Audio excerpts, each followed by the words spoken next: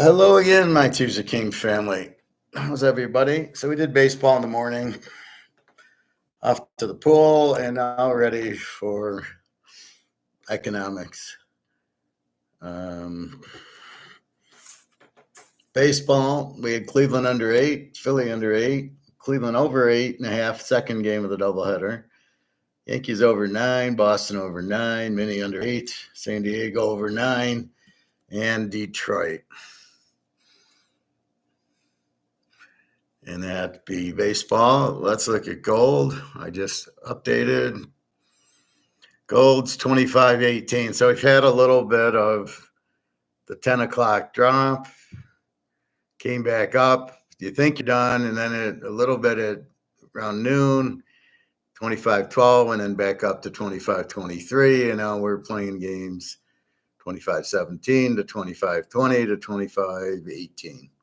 Silver close to 30. It's been at 30, but not much more. Now we know that's very manipulated, a lot more than gold is. So just we know that. So it's just buy.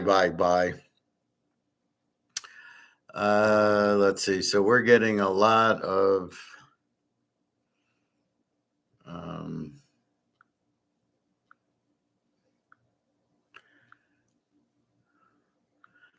shit going on. So we got massive layoffs in China's banks, $100 a month salaries or leave. China's absolutely collapsed. I got one on Egon. I got the miracle of castor oil, which I need for my foot, but I'm in too much pain to get it today. I'll hopefully be better tomorrow. Cayenne pepper is good.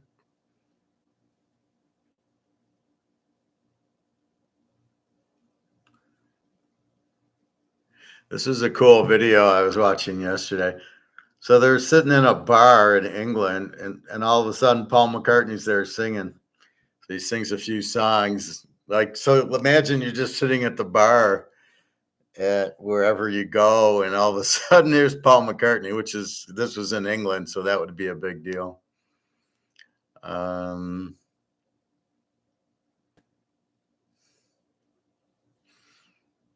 Over 50 banks collapsing let's take a look at that. So this is China. If you've been getting scam texts like these, it means your data was probably leaked online somewhere. Now, most of you can probably... Shut the fuck up. To an elderly woman in a rural area the financial crisis is approaching too quickly. Many Chinese banks have unexpectedly limited transactions for citizens, making it impossible to withdraw or transfer money. The Golden Rice Bowl is no longer secure. Over 4,000 employees laid off by 4 listed Chinese banks in half a year. Nearly 1,500 bank branches have closed. Shanghai is facing a wave of unemployment. Young people are collapsing in despair. A woman who graduated from a prestigious university starved to death in a rented apartment. Chinese tech companies enter a period of decline. Stress and fatigue rise, with white-collar workers turning blue-collar. Life is too stressful, and the socio-economic environment is poor. Overseas students refuse to return to China after living abroad. Welcome to today's program. Get all the insights you need in decoding China. The financial crisis is approaching too quickly. Many Chinese banks have unexpectedly limited transactions for citizens, making it impossible to withdraw or transfer money. Recently, many Chinese depositors have been complaining that they can't withdraw or transfer their money from the bank. Some netizens suspect that banks are running low on funds and are deliberately creating obstacles to prevent withdrawals. Experts point out that the burst of the real estate bubble has led to the second financial crisis since China's reform and opening up. Unfortunately, this time, the crisis might be unsolvable. A depositor at Everbright Bank in Harbin expressed his frustration after urgently needing to transfer money to an elderly woman in a rural area for medical treatment. After depositing 6,000 yuan, approximately $841 into the bank, the machine malfunctioned and the money didn't enter his account, leaving him unable to transfer it. Bank staff told him he would have to wait 3 days. He angrily responded, "What kind of system is this? What are you Communism. doing? Eating money? You're happy when you get deposits, but when it comes to it." So this is the dominoes, right? The housing crisis fails with Evergrande because they're corrupt and they can't pay the banks. So Evergrande owes the banks because they got loans out with them, but they go bankrupt. They can't pay the banks. The banks don't have money in to take care of their customers. And there's quite a few banks that are doing this. So look what happened. Oh, you can't get money out because they don't have it. Now, I normally hear the Federal Reserve would print money, which is the only thing they're good at. So if I needed 50 grand out of my bank, which I don't have 50 grand in the bank anymore, I took it all out. But if I did, they'd have to order it from the Federal Reserve normally. And they'd say, yeah, I need 50 grand. And then Federal Grand would print and send it. And then I'd get my 50 grand that way, maybe. So I don't know why in China they're not printing money. God knows they have really high inflation. So I get puzzled when I see other things about China. That's all we need to see. That people can't get their money out of the banks. There's a lot collapsing. Be prepared for that here. Let's see.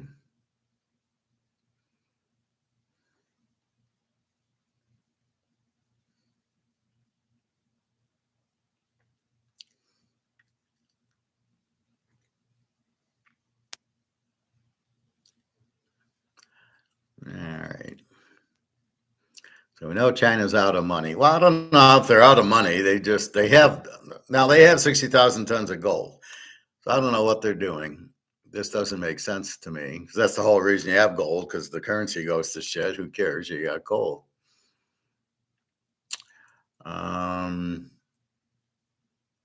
So over 50 banks collapse.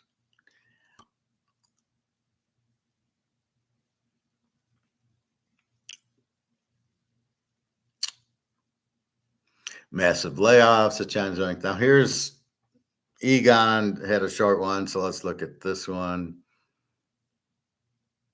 Could we have a giant banking crisis in Europe? First of all, no individual will be able to pay these high energy costs. You know, you're talking about energy costs in Europe, in many countries, being up 10 times. As we know, people live from paycheck to paycheck. When you all of a sudden going to pay 5,000, 10,000 euros in just energy costs, nobody will be able to afford it. So that's energy. And then you have food on top of that. And everything else will also increase dramatically. So what will happen is that people can't pay the loans. And it's not just Germany, you know, it's all over Europe, and it's the US too. You're not going to pay bank loans, you're not going to pay back mortgage loans, you're not going to pay back student loans or car loans. The bad debts of the banks will now increase exponentially. And on top of that, you will have much higher interest rates. Didn't know what eggs do to cortisol until I saw this. One of the biggest mistakes for women who want to lose weight is eating. Hello and welcome back. I'm Barb. Could we have a giant banking crisis?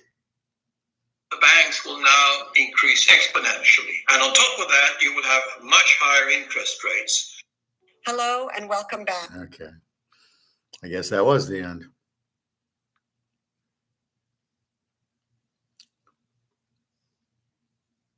So then you got layoffs in China, which is part of the domino. When you don't have people working, the whole system collapses.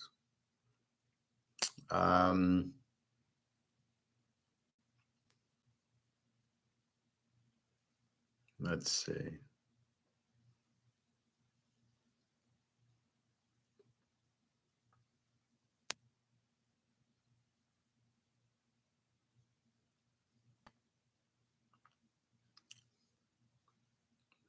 So then we got Russia, Ukraine, where Ukraine attacked Russia, went into Russia, and it was a plan by Russia So Ukraine gets in there, they were going after the nuclear power plant, and then Russia killed them. They nuked them. They just all drummed them and everything. They're all dead. So don't fuck. Then supposedly 300,000 troops are going into Russia, which is bullshit. Or going into Ukraine, which is bullshit. Ukraine cannot go into Russia. That's a no-no. You got to fight in the Ukraine, which is crazy enough.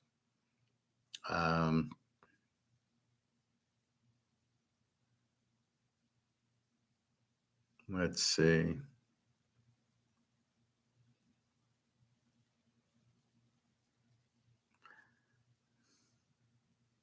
All right.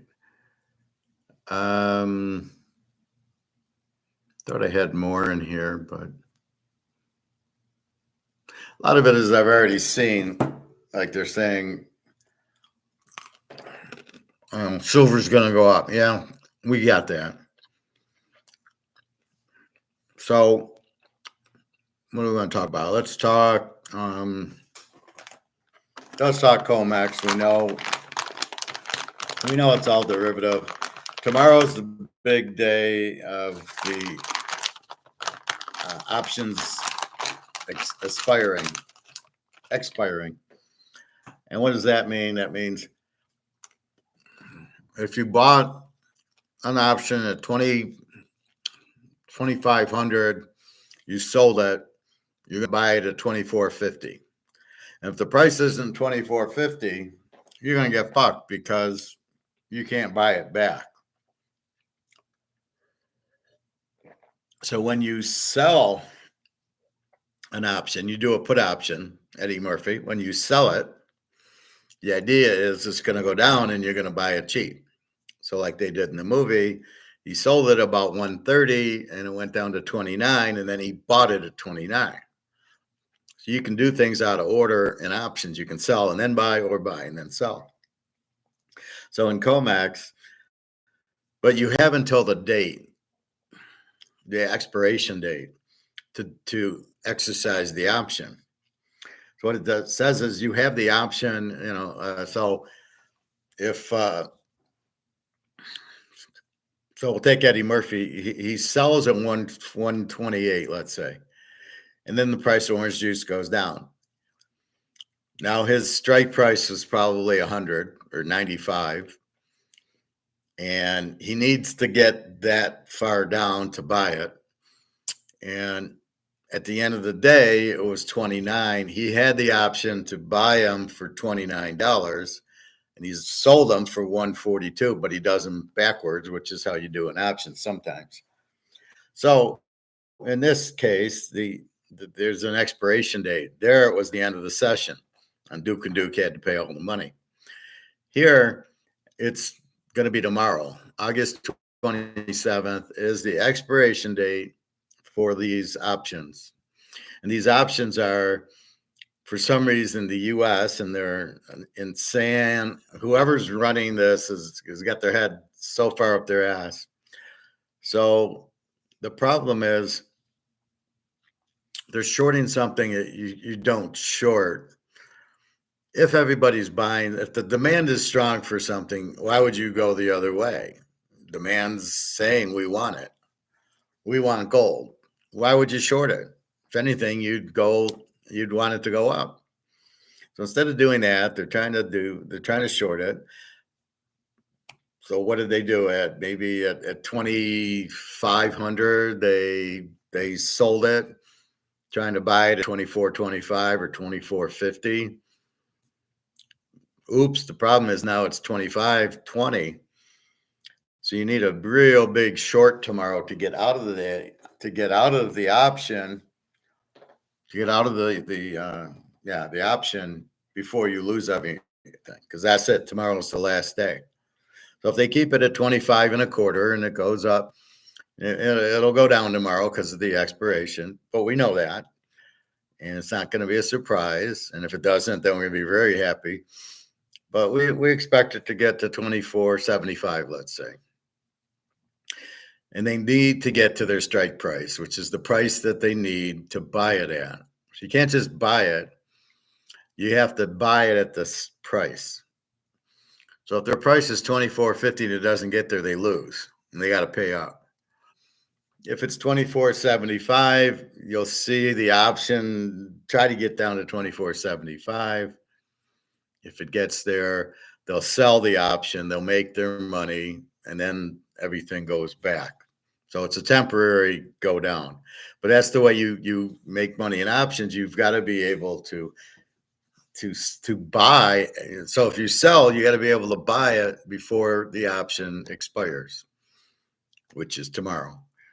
So we'll see. Probably go up a little, and then at 10 o'clock, it'll start going down, and just as it did today. But we'll see how far it goes. And the Europes and the Chinese, Asians know that's what they're doing. So they're going to let them do a little so they can buy gold cheap. And then it's going to get bought back. And then we'll be on our way to 2,600 by the end of the week. And it's the nature of options. They expire. And you can sell first and buy later. So now, why wouldn't you do it the other way? Why wouldn't you buy it at 24.50 saying it's going to go up? Then you wouldn't have to waste everybody's time with these derivatives that lower the price. So the derivatives lower the price. It's like when you fix a basketball game or a football game. You can win, but not by more than 7. So you can win by 7. And the team's so much better than the other team that they could have won by 50. Why didn't you just bet that way? Okay, make sure you win by more than 7. And that's what but they always got to do it the hard way. So we'll see that tomorrow. But right now it's 25.12. I think if I was buying gold, I would tell you to wait till tomorrow. Normally we don't time it. We just buy it. If it's there, buy it. But if we know they're gonna the option's gonna expire and they're gonna lose a lot if they can't cash out, you give it one more day. So I might buy gold tomorrow, knowing that it's gonna drop probably to 24.75, and then I can buy it and save a little bit of money. But that's where it's at. So that's how it is. It's a fixed market. We want real market. Again, so Chinese and Russia. China's broke, so I don't know what's going on. But they're waiting for the BRICS. And then I keep reading, well, they want the yuan. BRICS wants the yuan to be the currency in the backing the BRICS currency. It's like, the yuan, there's no yuan. It's broke. The country's broke. They can't find jobs. They can't make anything. I don't know. At least that's what I keep seeing on these clips. The bank's going under, housing market's going under, the stock market's going under. People don't have money. They can't get their money out of the bank. There's no money in the bank, all because of the housing crisis. There's no manufacturing. I show you all these videos, so I don't really know what the hell is going on. That we see what's going on, and yet everybody's acting like there's no problem with the yuan, which is China's dollar. I don't get it. But the ruble is strong. So anyway, it'll be a BRICS gold-backed currency, not a yuan. Will have nothing to do with it. It's not for the BRICS members. It's a neutral dollar backed by gold, so they can all trade amongst each other and stay off of SWIFT and stay away from the U.S. dollar. I mean, that's all it is. And the countries will use that to trade. They've been doing that with the U.S. dollar for 50 years. They've been trading for the dollar and then using that in their transactions. When I go to Europe, I exchange my dollar for euros if I need it. I don't normally. Usually, I want to use my debit or credit card. Usually, my debit card, and then I get the fair exchange rate. If you are going to Europe, be careful. Besides the wars, be careful because the banks, especially at the airport, they'll screw you over on your amounts. You're going to want to probably not buy at the airport. Be careful of banks. Then there's another ATM that's very crooked. It's a yellow one. And ask the people who live there, where do you use the ATMs? Or maybe you can Google it. Maybe it'll give you a good one. But just be careful. But normally you don't need to. I don't, taxis, pretty much all are going to take credit cards. Restaurants, stores, pretty much all will take it. It's just, if you need, like if you go to the beach, well, even if you go to the beach, I think everybody takes credit cards. I know in the Ukraine they did when it was still alive. Mia, I sent you an email a while ago. I don't know. I haven't checked. I saw your first one, but I haven't checked.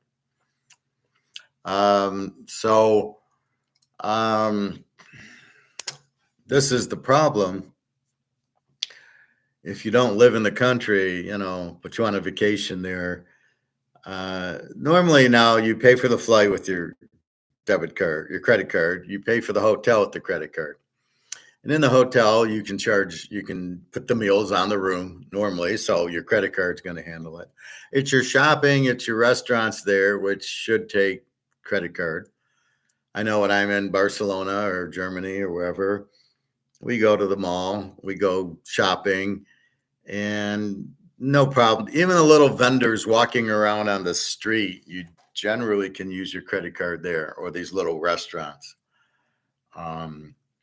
You can generally do that. You don't need a lot of cash. I try to avoid, if I like, I think I went to the, what's his name? Keep wanting to say Van Gogh. I went to the Picasso Museum in Barcelona, and it was like €8, and I think I was able to still use the credit card. And then I bought some posters or books, and I think I was able to use it. So there's very little places, even on the beach. If you go, there's restaurants, you use your debit card. So really don't need a lot of cash there, but if you do, just be careful how you exchange it. I remember in Germany, for some reason, we needed like a couple $100, and I went to a Deutsche Bank ATM, and I got killed there. Figure how the banks will kill you.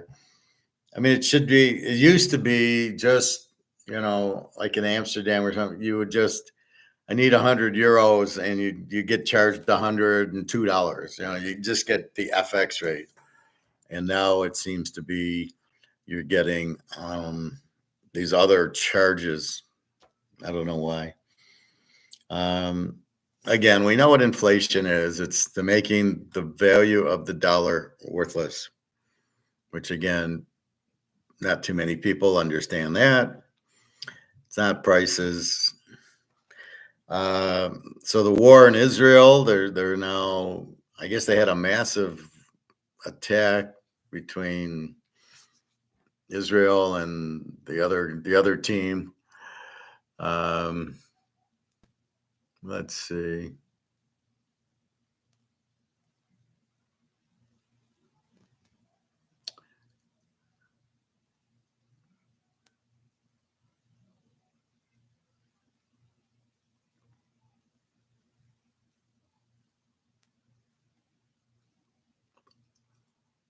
Let's see. There was an apartment that split in half in China. It just disintegrated. Good quality work they do in China. I'm going to try castor oil on my foot, but I'm in too much pain to go to Meijer's now. I'll do it tomorrow. Zelensky sold Ukraine to U.S. Blackouts across the Ukraine. They're doing well. Fortunately, Jenna's in Berlin, so she comes back in a few days. This will be interesting. Um,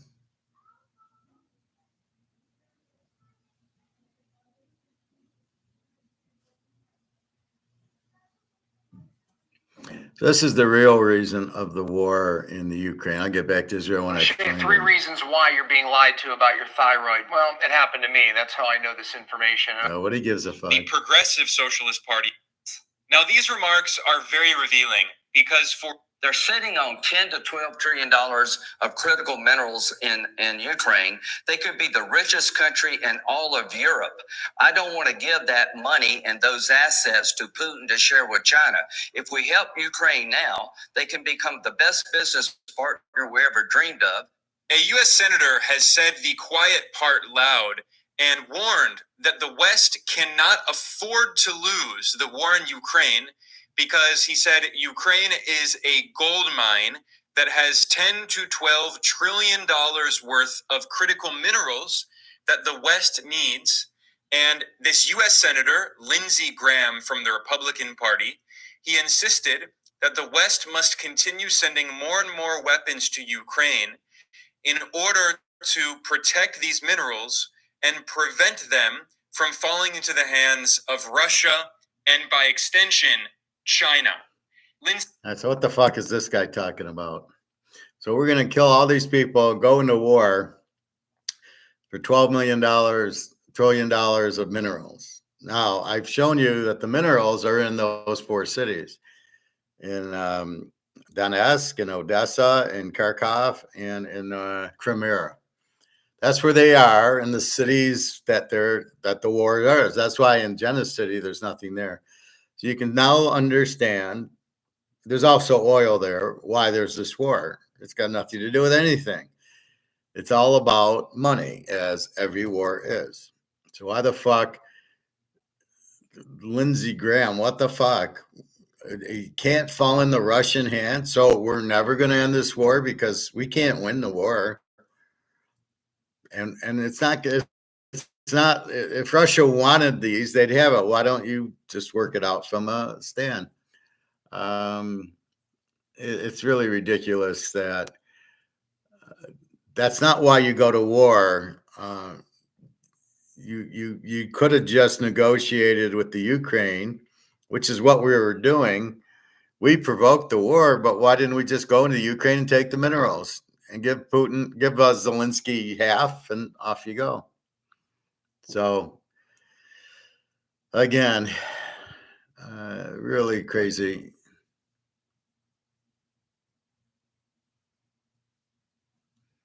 So this is a look of it on the map. Ukraine sits on raw materials worth trillions. But why isn't Ukraine doing anything with these minerals? So Zelensky's taking all these payoffs. Well, if you had all these minerals, why didn't he do something about them and take them? Really crazy.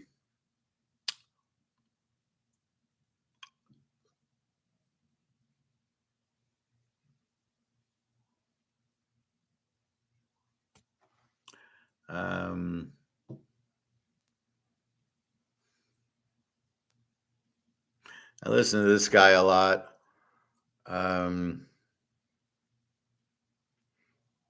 This was 2 weeks ago, so we've already seen it. Basically, Russia's won this war. It's not even a war. I don't know if they're fighting over the minerals or not. Is that the war? But they got a lot of gold and a lot of money in Russia. I'm not sure. Maybe.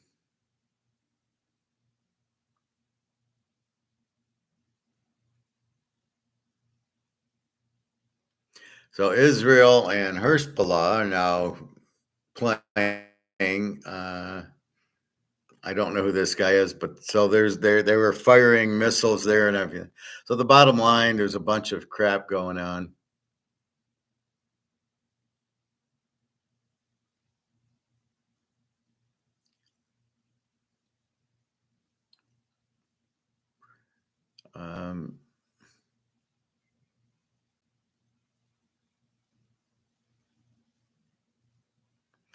This is an interesting one. The bank that owns BlackRock is Bank of America. So they own BlackRock. Let's see.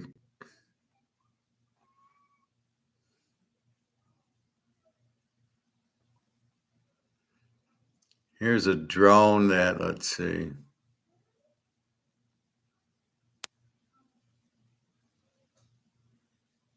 This is what happened inside of Ukraine.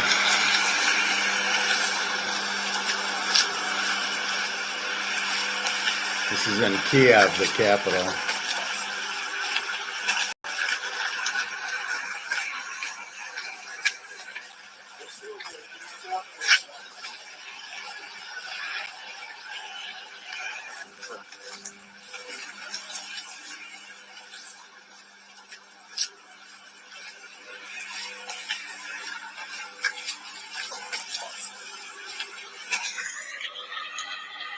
Anyway, so a lot of these drones and everything. Oh, here's a better one. Russia launching a massive missile and drone attack across that country today, including in the capital of Kyiv. That barrage began around midnight and lasted beyond daybreak. At least 3 people have been killed and Ukraine's power grid has been damaged. The attack forced the country to implement emergency power cuts across the country to stabilize the system. Let's get out to international correspondent Jason Bellini in Kyiv for us with the latest. Hey, Jason. Yeah. Hey, I can tell you that this attack may still be ongoing because we just heard air raid alerts, and they were heard certainly all over the country last night. When we heard this one just a short while ago, there was also a power outage, which very common here, so if you lose my signal, you'll understand why. Now, there's a new video that we want to show you. It just began circulating here that shows a dam of the Kyiv River Reservoir. This is part of the Kyiv hydroelectric power plant. It was struck by a missile. An advisor to President Zelensky is saying that the dam, it holds, but if it were to collapse, a significant portion of Kyiv would be flooded. Now, President Zelensky himself is saying... Yeah, Zelensky's an idiot. It's Kiev, not Kyiv. Bunch of idiots.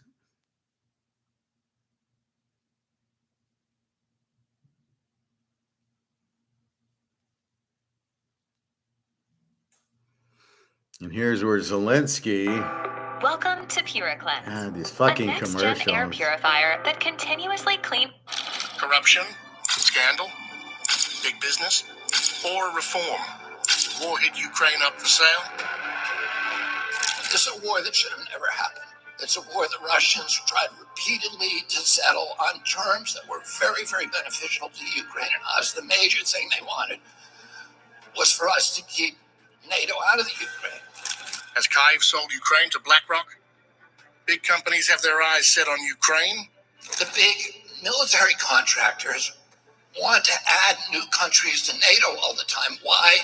Because then that country has to conform its military purchases to NATO weapon specifications, which means certain companies, Northrop Grumman, Raytheon, General Dynamics, Boeing, and Lockheed, get a trapped market. So let me understand this. If Putin didn't want the war, then why didn't we just go get the minerals? If that's what we wanted, the $12 trillion in minerals, which I don't know if there's 12 trillion, why the hell would we go to war for them? Can't we just go in there? I've been to Donetsk. I've been to Odessa. Just go in and start taking them. If that's your goal, or set up a business agreement and say, we'd like to pay you for grabbing these minerals. And where's Ukraine why aren't they grabbing their minerals? So then they're saying about NATO. Well, what is it? Do you want to keep NATO out, or do you want to keep the minerals, or do you want to keep NATO from getting the minerals? What exactly is the point between NATO and the minerals? So that didn't make a whole lot of sense to me. Then why is Putin at war if it's not the minerals? It's about NATO. Does it really matter? They could shoot a rocket from Germany or these other countries, Poland or whatever, just as easily as they can shoot it from the Ukraine. So why would we say NATO's coming to Ukraine if our point was to get the minerals out of the Ukraine? What does one thing have to do with the other? So just go get the minerals. So I really don't get that. Don't get the point. Back to this. Nephew of 35th U.S. President John F. Kennedy makes explosive claims. Is this U.S. company trying to control Ukraine? U.S. and corporates trying to cash in on a disaster? March of 2022, we committed $113 billion. Just to give you an example, we could have built a home for almost every homeless person in this country. We then committed another $24 billion since then, 2 months ago, and now President Biden is asking for another $60 billion. But the big expenses are going to come after the war. Ukraine is already opening up for big investment, and hand-rubbing has been happening over a potential business bonanza. War hit Ukraine might not look like a good financial investment with no end in sight. Kyiv engaged BlackRock and JP Morgan in 2023 to help set up a fund to raise public capital that could attract private investment for Ukraine's reconstruction. But has the Russia-Ukraine war created a massive profit opportunity for leading U.S. companies? Hey, Pat, Greg, John. Fallen into the hands of BlackRock? When we have to rebuild all the things that we destroyed. Mitch McConnell was asked, can we really afford to spend $113 billion in Ukraine? He said, don't worry. It's not really going to Ukraine. It's going to American defense manufacturers. So he just admitted it's a money laundering scheme. And who do you think owns every one of those companies? BlackRock. In 2022, Ukrainian President Volodymyr Zelensky and BlackRock CEO Larry Fink agreed to work together on investments aimed at rebuilding the war-torn country after Russia's invasion. As per experts, when Vladimir Putin signaled Ukraine invasion, Kyiv went into an economic isolation. However, collaboration of Zelensky's government with BlackRock began in September 2022. Seeing this as an opportunity amid the tragedy, 500 global businesses from 42 countries signed the Ukraine Business Compact to help realize its huge potential. Western governments and corporate leaders have made no secret of their enthusiasm to alter Ukraine's political economy.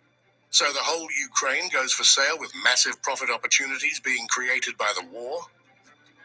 Yeah, of course it's not. So why do they call it a loan? Because if they call it a loan, they can impose loan conditions. And what are the loan conditions that we impose on? Number one, an extreme austerity program, so that if you're poor in Ukraine, you're going to be poor forever.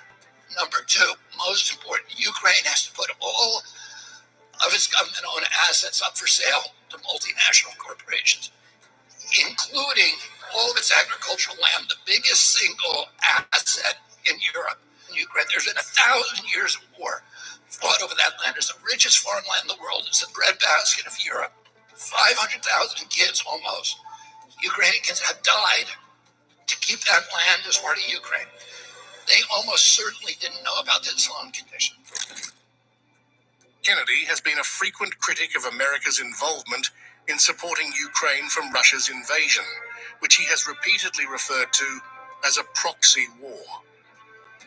The agreement between BlackRock and Ukraine emerged days after Zelensky traveled to Washington for a meeting with President Biden. Ukraine's economic toll remains unclear after Russian President Vladimir Putin sent in his forces in February. Kennedy took direct aim at U.S. foreign policy, calling the war in Ukraine a creation of a relentless mentality of foreign domination. As per many geopolitical and economic experts, this is a familiar story when it comes to crisis-riven nations that come to rely on the financial aid of Western governments and institutions with some unsavory strings attached.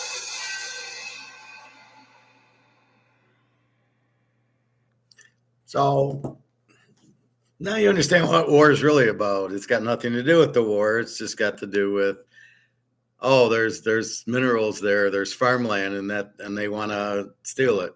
Why they had to go to war over it, and what does it have to do with NATO, I have no idea. Why didn't the U.S. just go in and negotiate with Ukraine and say, we want this, that, and the other, and we'll give you half, and they would have taken it. Zelensky's just he's a Madoff. He just is after the money. I don't know what Larry Fink's going to rebuild. And Larry Fink does not own these companies. He has stock in these companies with the people who invest the money with BlackRock. He doesn't own them. But this is the problem. So they're going to rebuild Ukraine. What are they going to do? They're going to make houses and apartments there that nobody can afford. I mean, it's the stupidest thing. And I take care of Jenna, so she's got gold, so she won't be poor her whole life. All right, what's going on, Greg and John? I don't know what that picture is. Pat, hi. Nothing's up. Just went through baseball and football earlier, and now going through economics now. So we'll see what happens. Like I said, tomorrow we should see the gold drop because of the expiration in the options tomorrow. And then again, it's such bullshit. And then people will call it, oh, it's profit taking. It's, whatever the bullshit they want to use. No, it's them getting out of the derivative. And then the new derivative going up as the buying continues with the central banks. And like I said, I know it's going to go down tomorrow. So if I want to buy gold, I'm going tomorrow. And it's the same thing with the central banks who want to buy will let the U.S. drop it and then buy it cheap, just like I want to do. I pay $25.12 and I can pay $24.75 tomorrow because it's going to be $2,600 by the end of the week. And we got Labor Day next week. So on Monday, I think next Monday, Labor Day. And then that'll be, so the market will be closed. And it's really going to go up because the Asian market will still be open and the Europe market will still be up. Just the U.S. won't. I think today there's a holiday in Europe and then next Monday's Labor Day. I don't know what the hell goes on in Asia, but they're broke. It's really insane, the whole thing. What's going on? What else do I got here?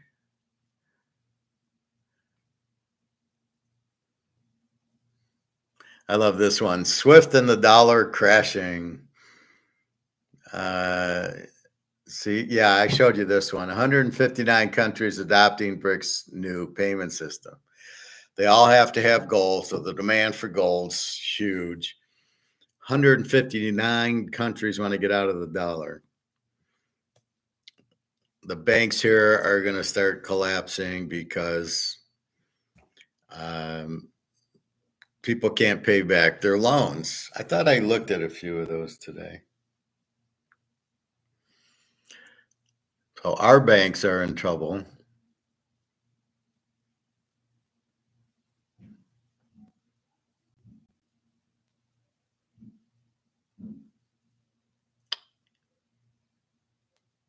Oh, here's one I wanted to show you yesterday. And apparently cayenne pepper is really good. I took some for my foot today. We'll see what happens. All right. The money advice every millennial needs to hear. So we're going to listen to this, and I'm going to just destroy this. No freezers? How unusual is this for a restaurant? I think that that's unusual because a lot of restaurants have freezers. But we don't have freezers. We have fresh food every single day. How fresh is fresh? It's real food that's coming to our tables. That's what sets us apart. Wow. Oh, my God. Am I saving enough a month? How much should I spend? Roughly at what age should you be looking to get a mortgage? Okay. Brent, am I saving enough a month? How much should I spend? Roughly at what age should Okay. you be? Whoa. They go right into it. Okay. So I'm going to show you this, and then we'll attack and conquer. Am I saving enough a month? How much should I spend? Roughly at what age should you be looking to get a mortgage? Rent or buy, save or invest, cut out the daily coffee or concentrate on the big stuff. When it comes to money, there is so much guidance out there, it can be difficult to know where to start. So So we've come to Money 2020 in Singapore, a meeting of some of the world's leading finance There you go, experts. Pat. They're in Let's Singapore. answer some of your questions. Which is the best investment for now? Gold.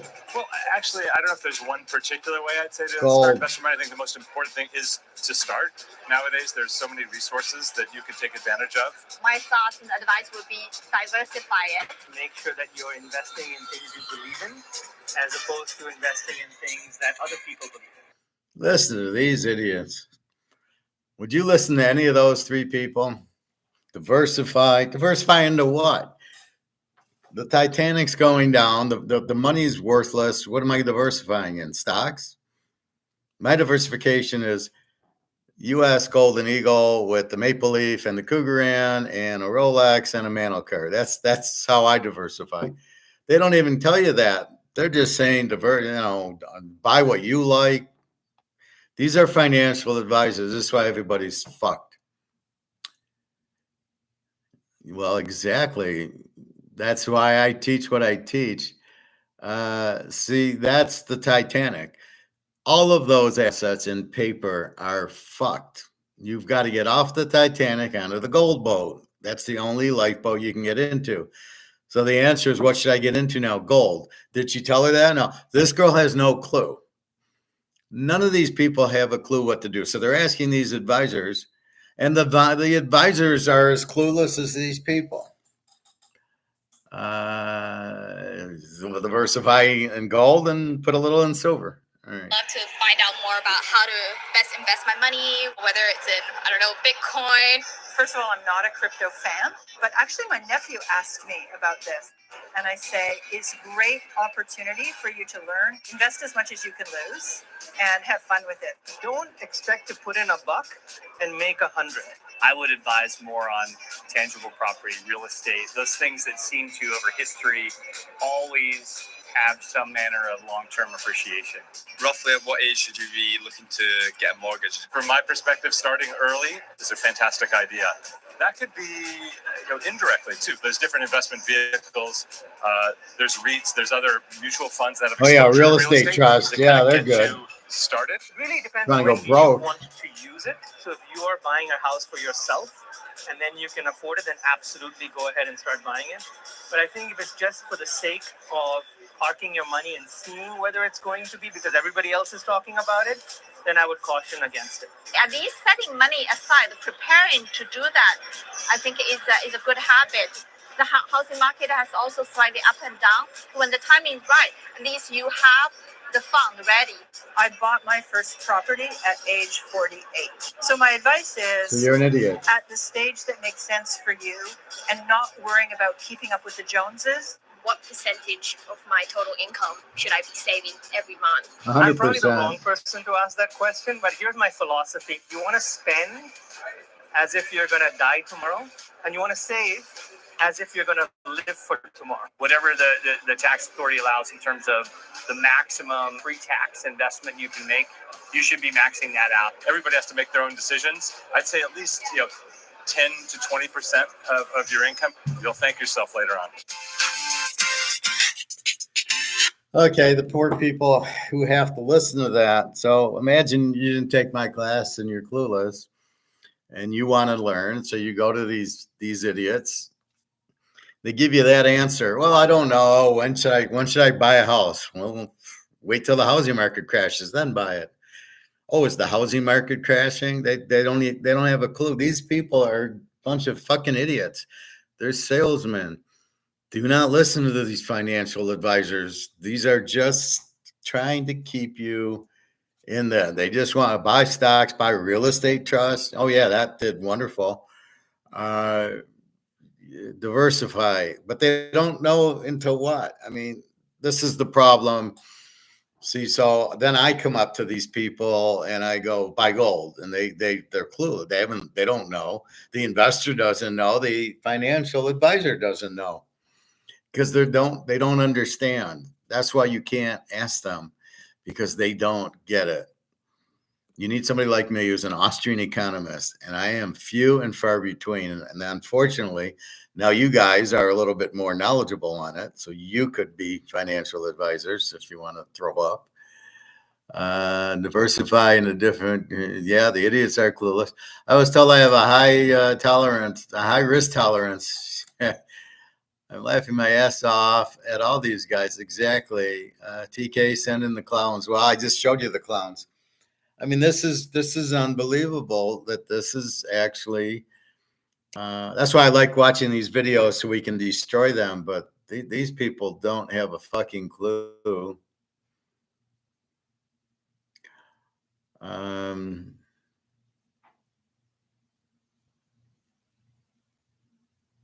I don't like this guy. The collapse has begun, but this is a once in a decade opportunity. So we don't even have to watch the video. We know the only opportunity like this is gold and silver. If he has anything else, he's full of shit. So this is where I'm at. I see this and I go, I already know it's gold and silver. Why should I go waste 12 minutes watching this idiot who I don't know? And the fact he's a professor leads me to believe he's a fucking moron.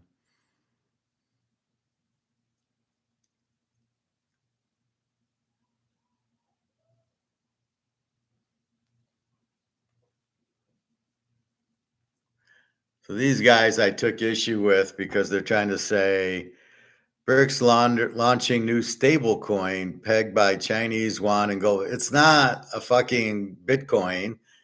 They're doing gold-backed currency, idiot. So I did give him a very negative comment in his shit. We know they're launching, but it's not a stable coin. Mark McGuire didn't say it's a stable coin. It's going to be a gold-backed currency. Why would they do anything else?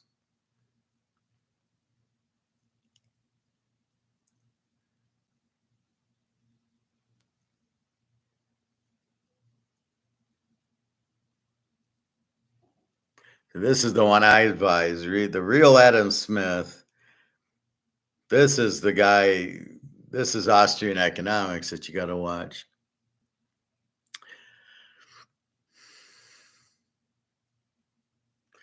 I'm dying to read this one because you know this guy's an idiot. How Elon Musk got rich, the $230 billion myth. He's not smart enough to be rich because he made electric cars with no demand. You make a product that has no demand. That doesn't make sense. That's not a smart guy. Let's see. How did Dubai get so rich? Because they did it. China dumping U.S. debt. Yeah, we know about that.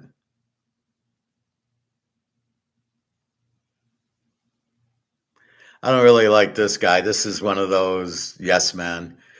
Fire doesn't work. Why early retirement doesn't work?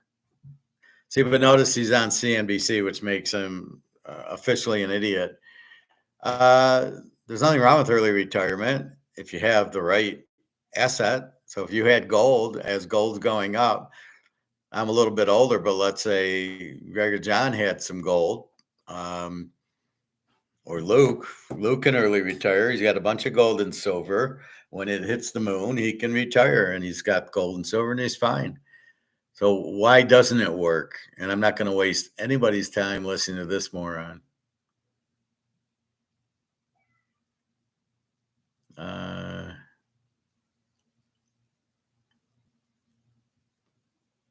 Anyway.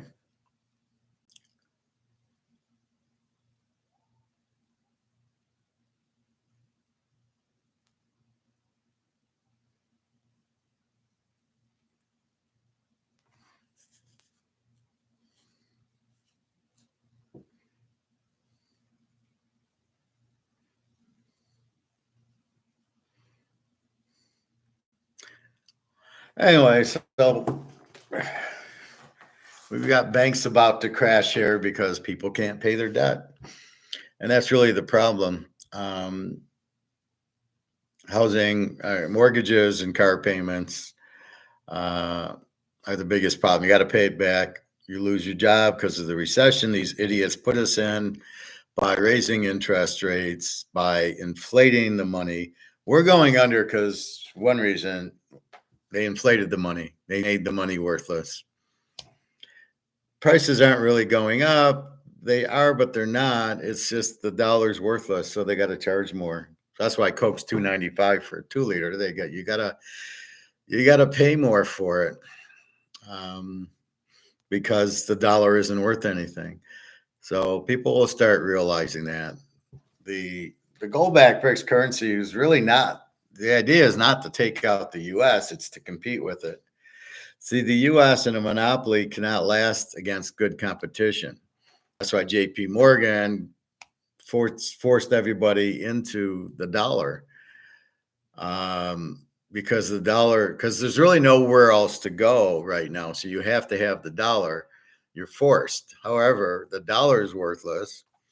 And then here comes the gold-backed BRICS. So now I don't need the dollar. So now I'm Turkey. I don't need the dollar. I'm going to go over here and get gold-backed currency. And how this whole comex is just blows my mind that we don't actually have a free market in gold and silver. Are you fucking kidding me?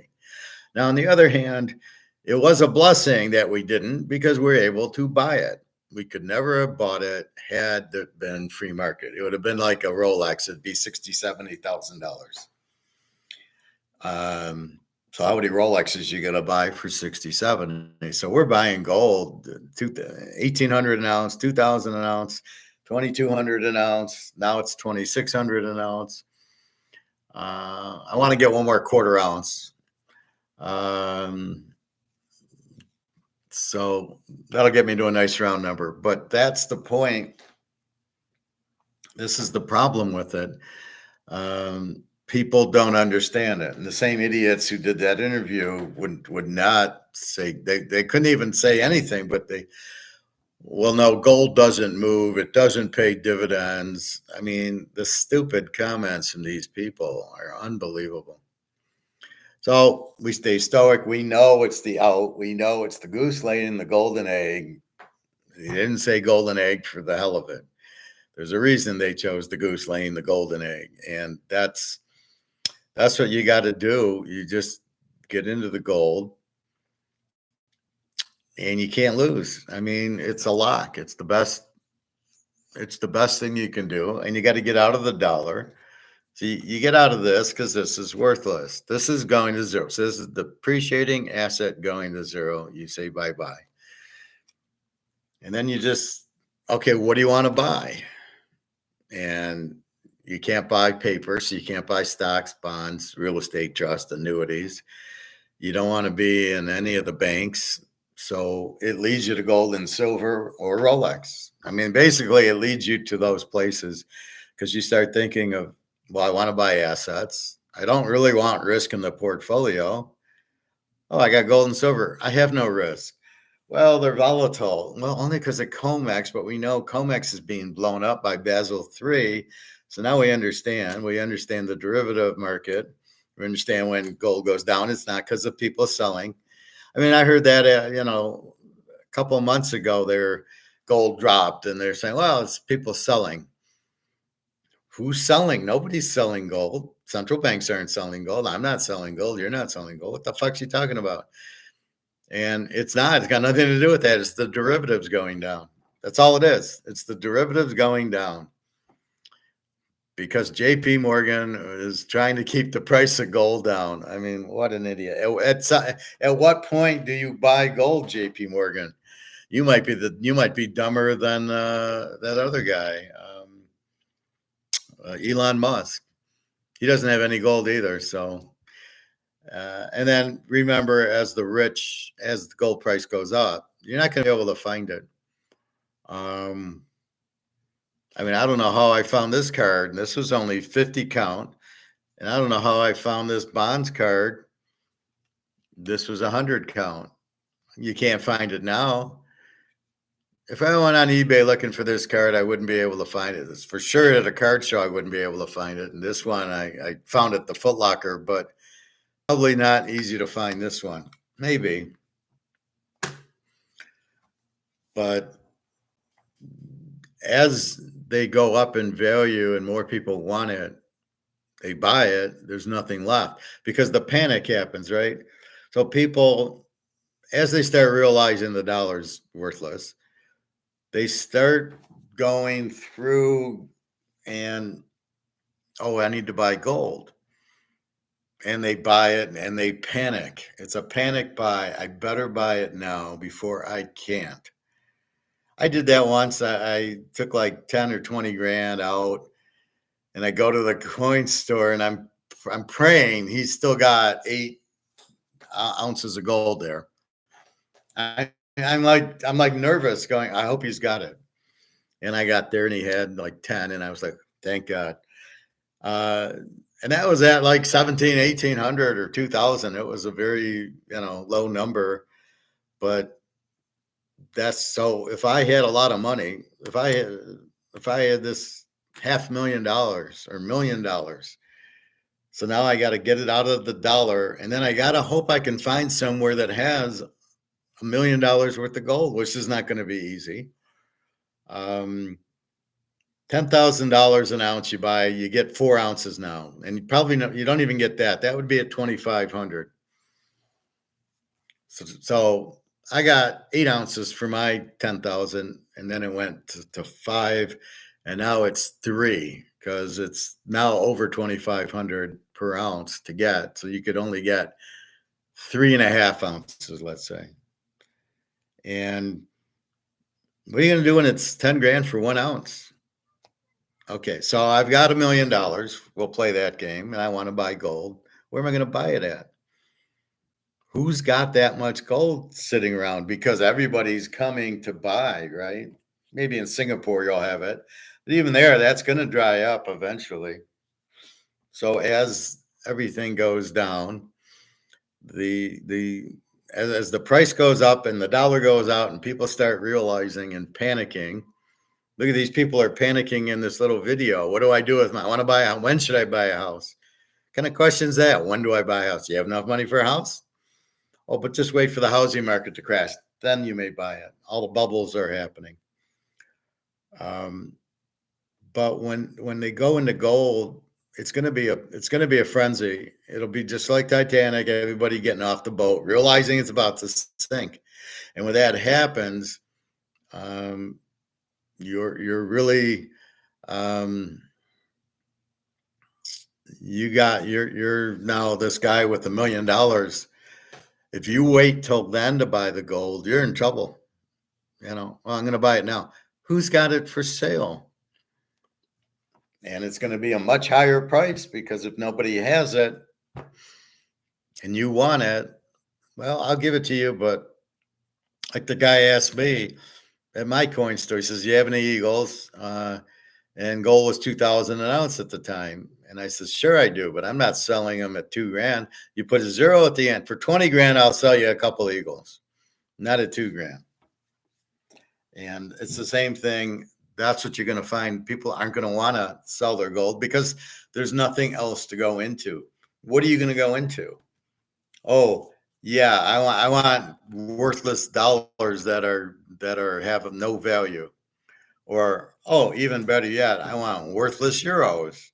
What's your currency, Pat, in Singapore? Is it the yuan, Chinese, or is it the Singapore dollar? Again, it doesn't matter. They're all being heavily inflated, which means none of them have a value. So why would I give you something with a strong value gold that can't get in trouble? Why would I want to sell it to get back into it? Right. And I certainly don't want to sell my gold to then, try to rebuy it. I mean, it'll cost me much, much more. So this is the problem with rich people waiting to buy it. It's going to be tough for us. Now, I know a lot of us have a lot of silver, and we want, I'll take 10 ounces to buy an ounce of gold. In theory, sounds good. So gold's 10 grand, silver's 1,000. Okay, you know what? I'm going to take 10 ounces of silver, $10,000, and I'm going to buy an ounce of gold with it. Maybe. Will there be gold to buy? At what price? I'm not worried about the guy taking, even if I have to do 2 transactions, okay, I'm going to sell you the silver, give me 10 grand. Okay, now I'm going to take that 10 grand and buy the ounce of gold if they want to do it that way. is there going to be the ounce of gold to buy it? And this is the problem. What's the future hold? If we use logic and we get very stoic here, we've got to assume there's not going to be a lot of gold because the price is going up to meet demand, like Egon says. If the price goes up to make demand, we're pretty much. You might be able to find a few ounces, but you're not going to be able. You got $1 million. All right, 10,000 an ounce. So 10 ounces is 100,000 times 10. So that's 100 ounces. Can you imagine that? So you got $1 million of worthless paper, but you can still trade it. So you only get 100 ounces for $1 million. That's just mind blowing. Wow.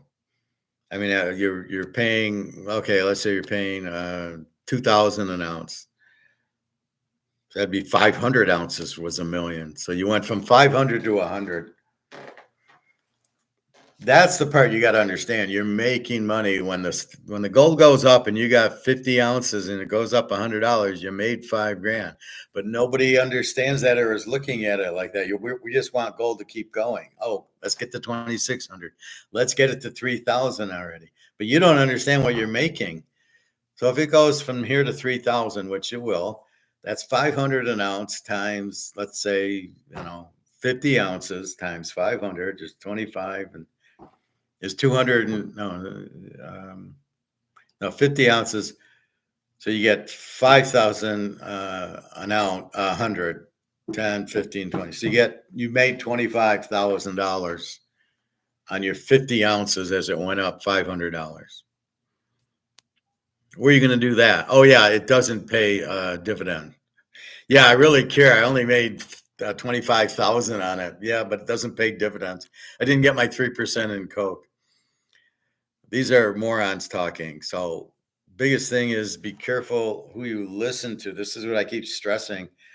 You don't want to listen to half of these idiots. You certainly don't want a financial advisor or a stockbroker, unless it's me. You don't want to listen to them because they're going to put you in stocks or a real estate trust or something with an annuity where you get 8, 9, 10% interest. 8, 9, 10% of dollars is dollars. It's still junk, worthless. Why do I want 9% on my money? Like I said, the guy at the Fifth Third tried to get me in annuities at 9%. And I said, what do I want 9% for? It's still dollars. I want to get out of dollars. I don't want to get 9% of nothing. And the guy, I was so far over his head, he didn't really, he couldn't come back. There's nothing he could come back to. Pat, Singapore dollar, inflation is sky high here. Well, that's why you own gold. So would you sell your gold for a Singapore dollar? Probably not. Let's look at the FX on the Singapore dollar. Let's see where gold's at now. Boom, boom, boom. 25.18. Fine. Having a good day. So let's look at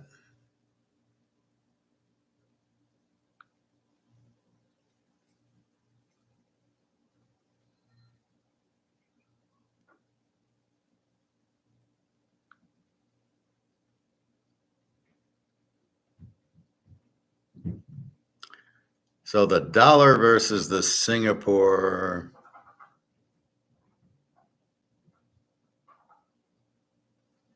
There's a Singapore dollar. This makes no sense. Why would it only be $1.30? So you have high inflation there. It should be higher. So I'm going to show you a high inflation.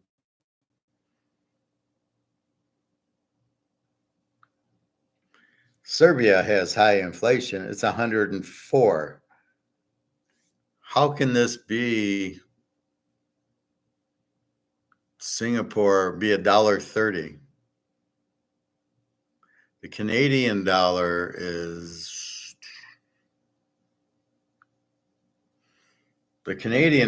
heavily inflated also, is 135. See, these are very manipulated. And we'll go to my favorite So if you go to Ukraine right now,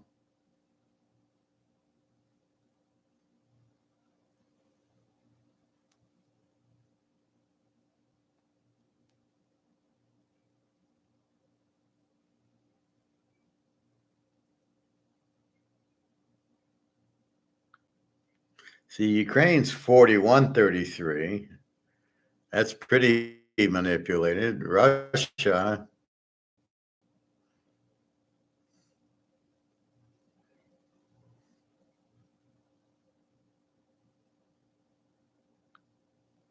Russia's 92. This got down to 50, then it went back to 90s. And it's been in the 80s. It was last week, it was like 85, 86. So back to 92. It's all a rhyme or reason. I don't know how they figure 92. And then let's get to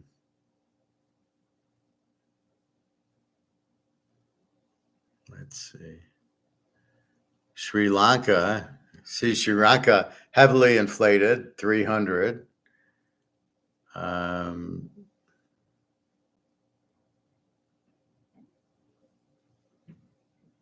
Turkey, a lot of inflation there. 34 was higher. Let's go to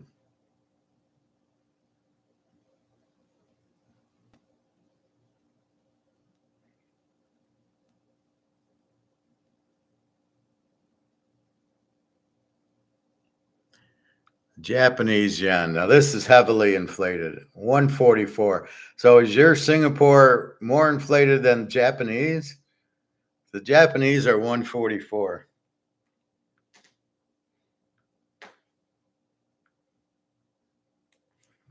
So that's my point with that.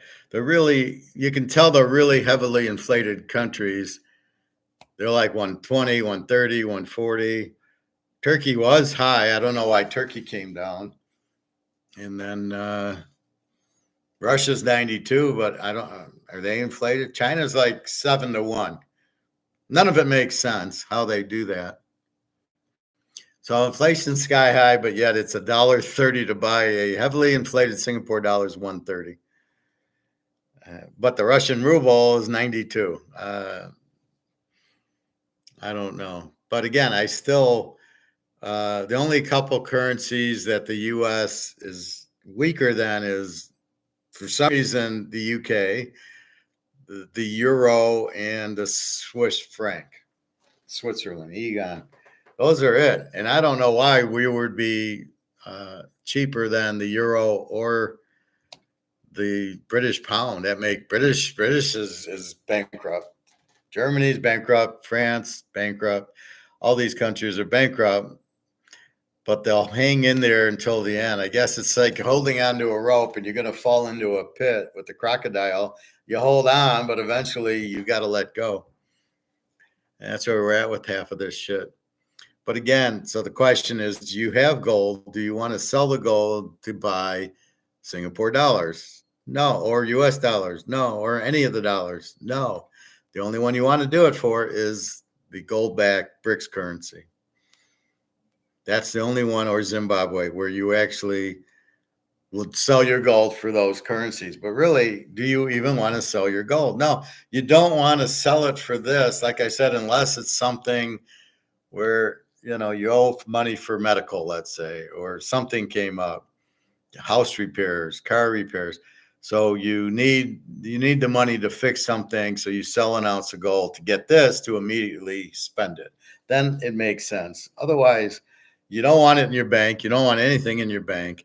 The safety deposit box can't be in a bank. So your gold should be in a safe place. And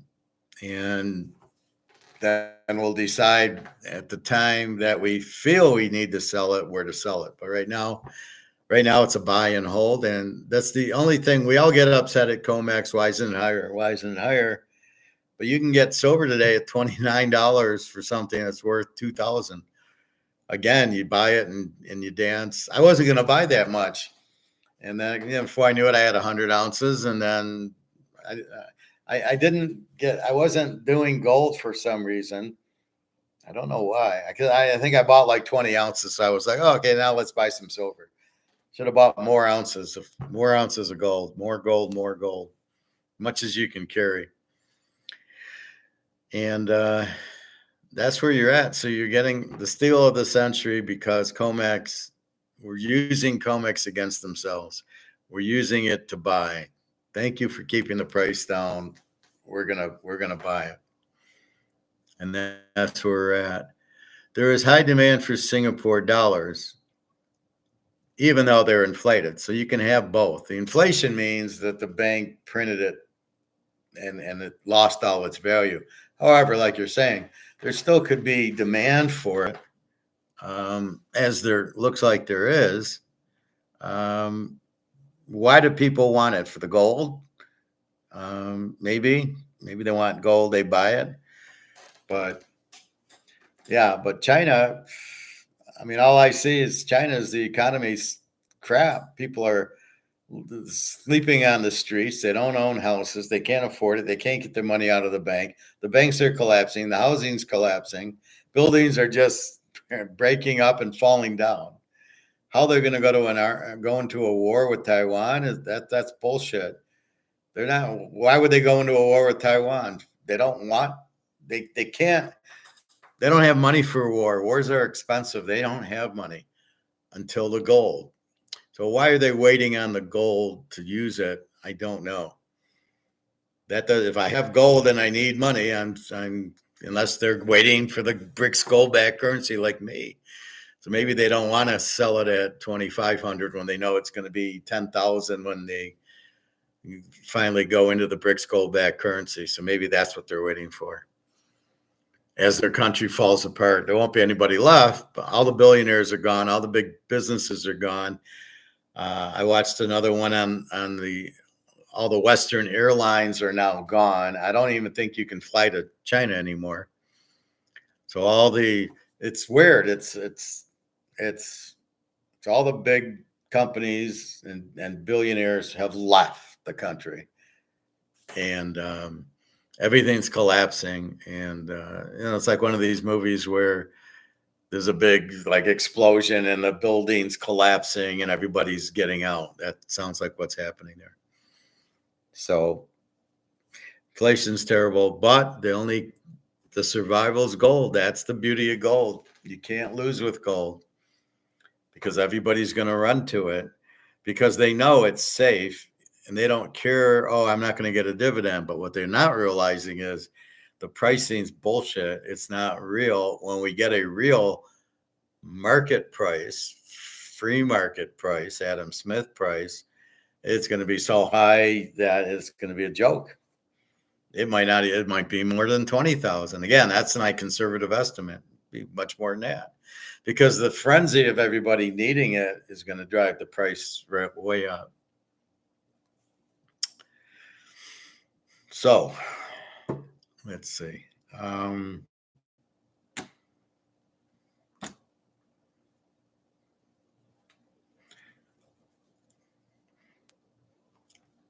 So when we look at the market, the grocery store market, we must understand there's substitution. If I don't want steak, I can buy hamburger, or I can buy chicken or fish. So I got to be flexible of what I'm willing to eat to avoid the high price because they did New York strip was $17, but I think I got the porterhouse or the Delmonico and it was $9.99. So that's what I bought. So keep that in mind. So be careful with that. But this is why we need competition. There was something on competition I wanted to talk about, but I can't think of it. Mostly the government needs competition. I think that's what I was thinking. Talk of, just the elites will run everything. We'll have one big government. And the problem with that is you need competition. That's why things like that don't work because there's no way you're going to control people. People are going to do what they want to do. However, this George Soros and this other guy, the other bald asshole, no matter what they want to do, it's going to be, people are going to do what they want. They're trying to get these Iranians in to do, all this harassment and all this stuff that they're doing. And people are protesting it. And they're throwing them out and they're saying, no, you're not going to come in and ruin our country. And so, but that's not going according to what the elites want. So when I hear this great reset and all this crap, it's just bullshit. It's not going to happen because people aren't going to just take it. People will get up and defend. And when that happens, there goes your little game of control. Nobody wants to be controlled. And in the US, it'll never happen because we're too free. We've been free our whole lives, right? We've been free market. It might work in China where the people are crying on the streets going, oh my God, I'm broke. That might work there, but it's not going to work here. You won't have CBDCs here. You won't have a dollar. I don't know what you're going to do with a dollar. I guess it'll be USD number 2 or number 3 or whatever else they want to call it. And they'll blame Putin and they'll blame the war. And it's not like we printed the money and you'll still never really get the answer of, if you print too much, it's worthless. So you won't understand that. It'll be Putin and his war was very expensive, but that's why the dollar is not worth anything. And then they add the debt. But as I see from these other countries, when you get these big debts, you're fucked. Russia had high debts. They're fucked. They didn't, after that, there was nothing left. It's not like they just kept going. No, they went bankrupt. I thought I had one on that too. Where are my videos that I did today?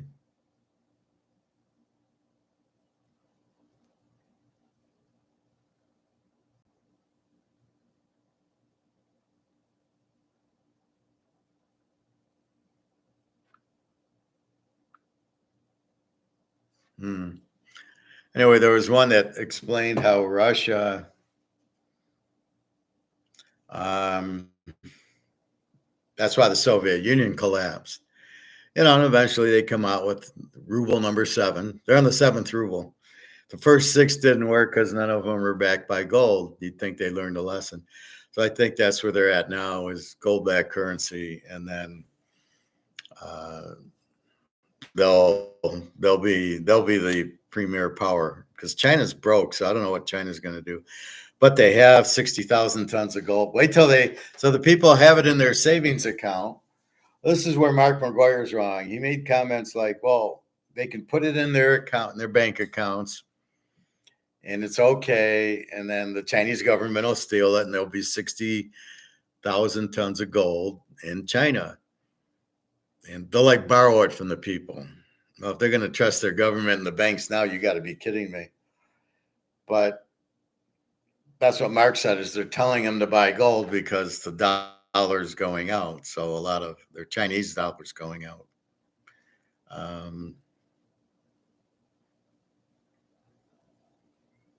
But that's the problem. I don't buy that all the Chinese, they're going to buy gold, but are they going to keep it in their banks or go to Singapore and buy it there and give it to Pat and say, hold on to this for us?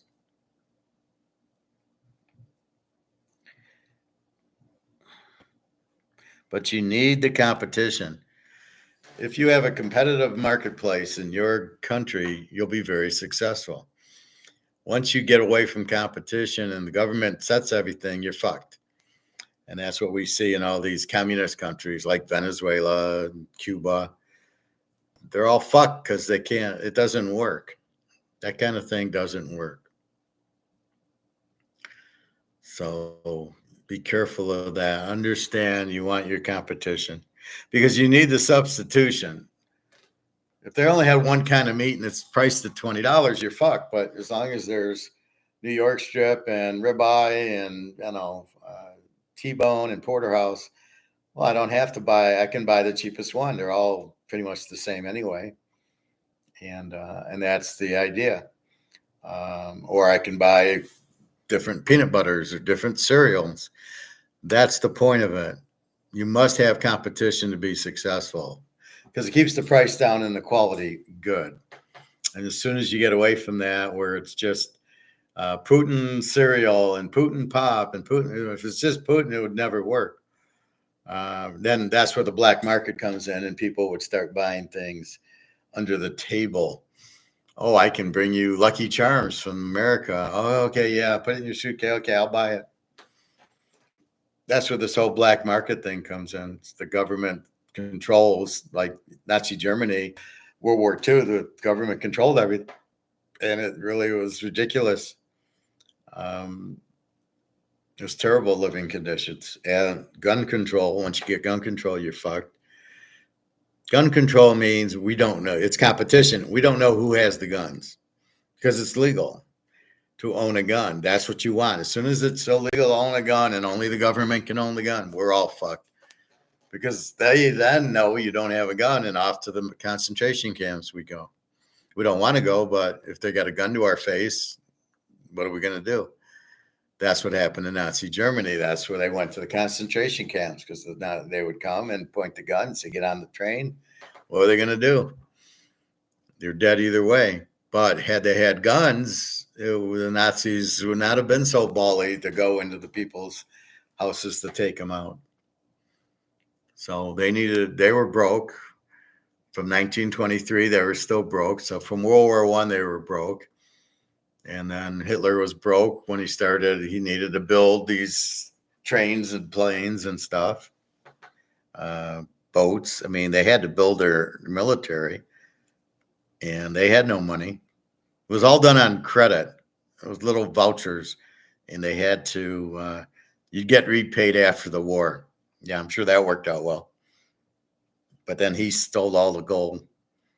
But that's what you're going to have. You're going to have this real, see, people aren't smart enough. They'll be in the dollar and they think that we're fine. So to take Luke's comment, he's got $4 million. Oh, he'll buy gold later.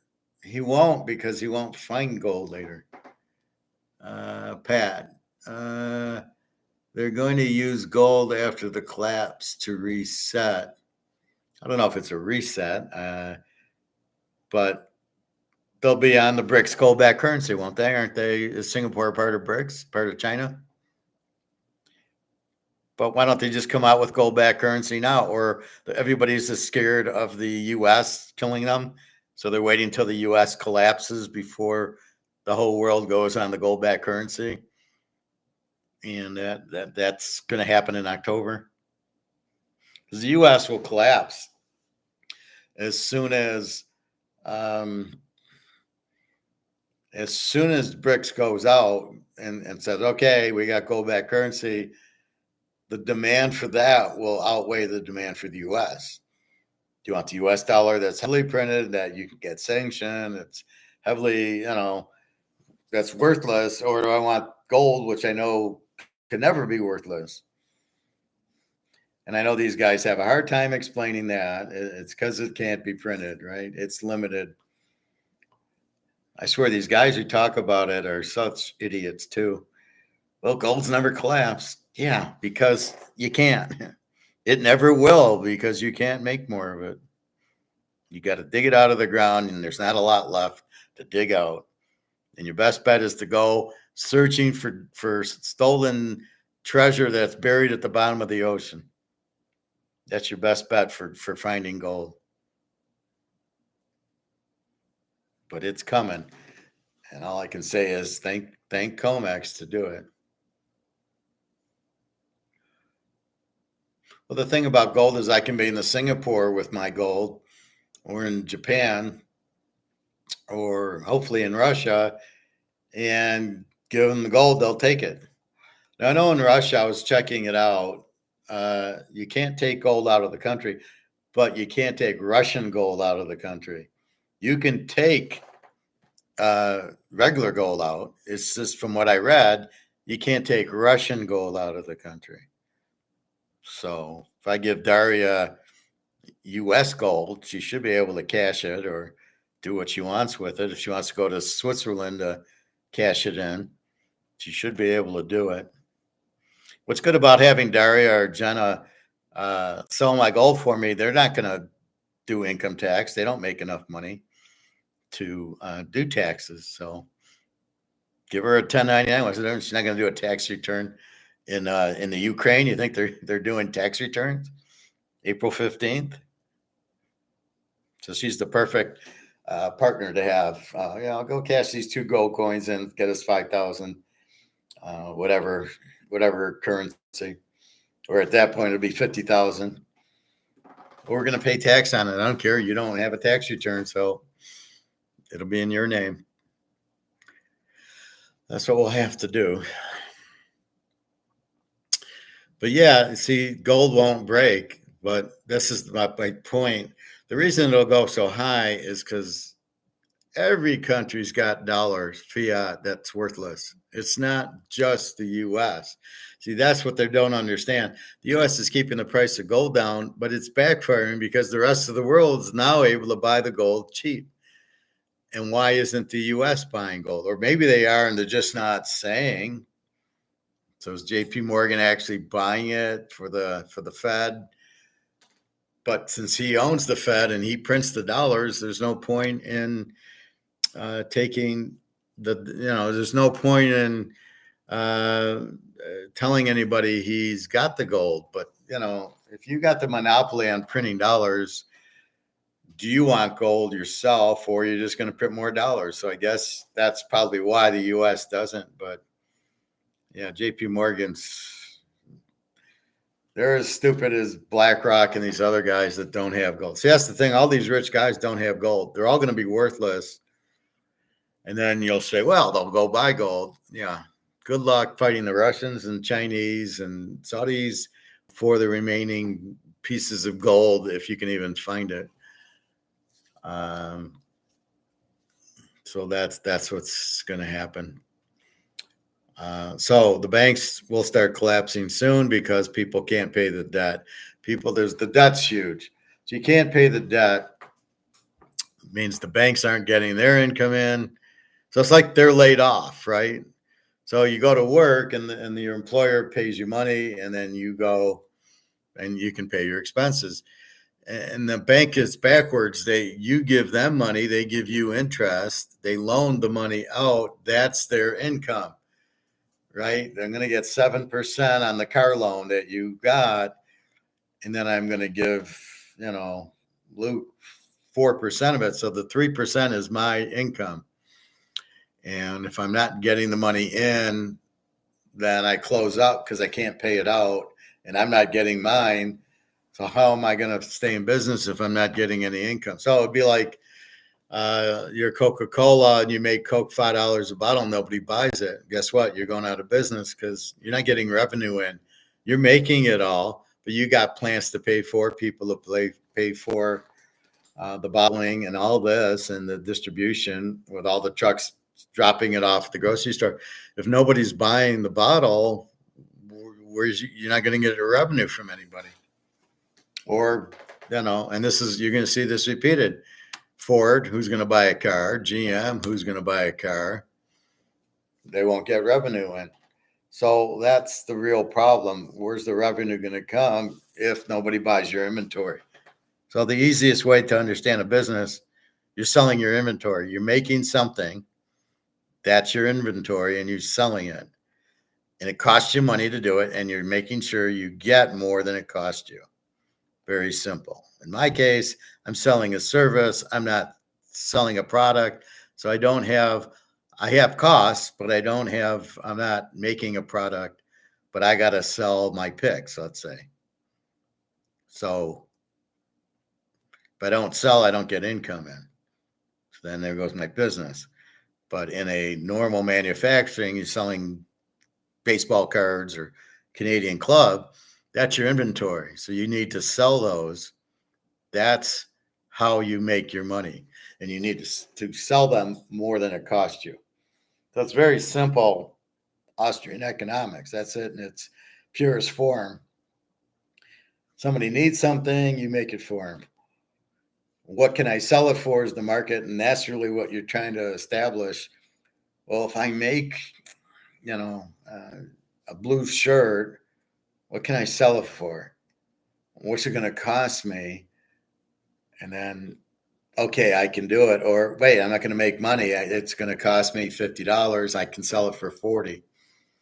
And then competition jumps in. See, here's the thing. The first guy makes money because he's like the guinea pig. So when they started selling VCRs, it was expensive.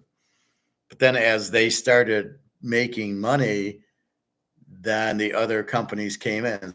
So Sony came in, and RCA and Panasonic started joining the party because they could see, this is what I can sell it for. What's my cost? And then they saw what their cost was, and but then who ended up getting the benefit? Us, because now we can buy a VCR for $199, or a laptop. We can get it for $300 where it used to cost $1,000 or $2,000.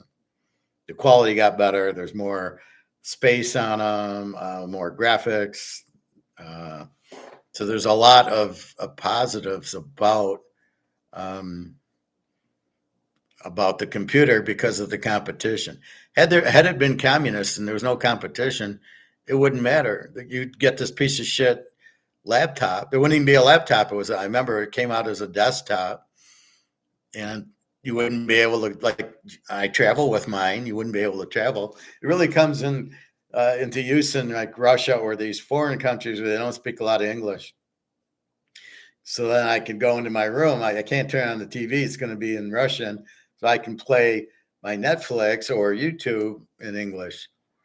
That's really the best part of traveling with my thing. But you do have to bring in the thing. You do need to bring in this. So this goes into the wall. And then in the end, you plug in the computer into that. So now you have power with that. So the little tricks of the trade. But that's what competition does. It makes the VCRs, the TVs, the computers cheaper and better because 10 people are building them. But to compete, I gotta cut my costs. Well, I got to make you buy mine. So I'm going to sell it cheaper because I know that's really the bingo is getting the price point. People really don't care which one they get. Yeah, works internet. I can do this. But if one's 300 and one's 400, you're probably going to buy the one for 300 most of the 9 out of 10. You're looking at price. You're at the grocery store. It's Cheerios or Frosted Flakes. And you're just whatever you've been marketed to, you're going to buy. And that's the point.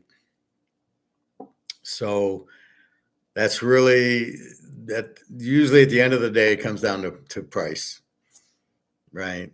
Unless you're fooled like iPhone, where they go, who the hell has 1,500 and why would you pay 1,500 for an iPhone when I got my Android for 100? What would make me want to pay 1,400 more for an iPhone?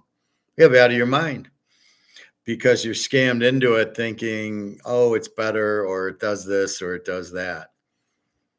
It has FaceTime. Well, who gives a fuck? That's really the problem. So the competition's made, and that's Adam Smith. What he figured out was what you're doing, what you're going to make is what people want. Say's law. The supply creates the demand, and then the demand. So you go to work, you get the money, and then you are demanding what they make, and then the manufacturers make what you want. So you're demanding a blue shirt or a blue car. That's what they make you. What you're demanding, because they are in it to make money, and they can make money at it. But the government can never figure out what you want. We don't know what we want half the time. It's a whim. Where should I go for dinner? I don't know. What do I feel like? Chinese, pizza, hamburger, chicken, barbecue, whatever. And you finally figure that out. And that's really the key to it. So you're looking at that we don't know. How can the government tell us what we want? Or you don't want, we'll make a bunch of yellow shirts. Is there demand for yellow? Everybody wants blue. So that's the problem. The government can't possibly read what we want. That's why we got to go shopping. And it's up to the manufacturer to Polo to put 10 different colors up.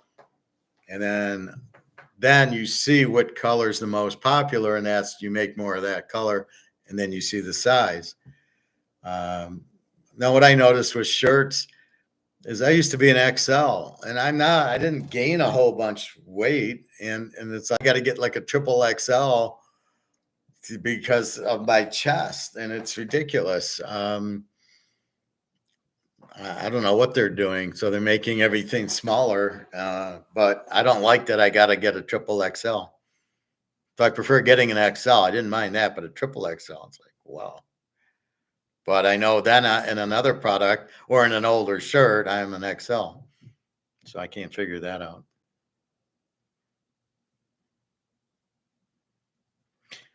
Anyway, so that's how the economy and the market works. But you need stable currency. And once you fuck the country and the market up when you fuck up the currency. So when you print you're not supposed to print 150 trillion of these things and ruin the value of them.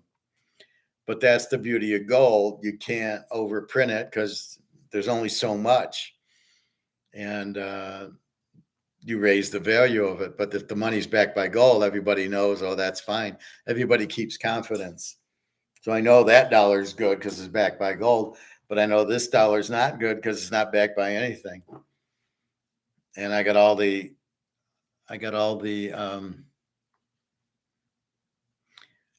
proof that shows every time they've come out with it, it's worthless. So that's what you need to understand. So how do you go get paid for work and then use that to buy things? That's the medium of exchange. And it's supposed to be kept limited, and it's supposed to be backed by gold. That's what the Constitution uses, but we're not following the Constitution for some reason. Don't ask me why, because it makes no sense.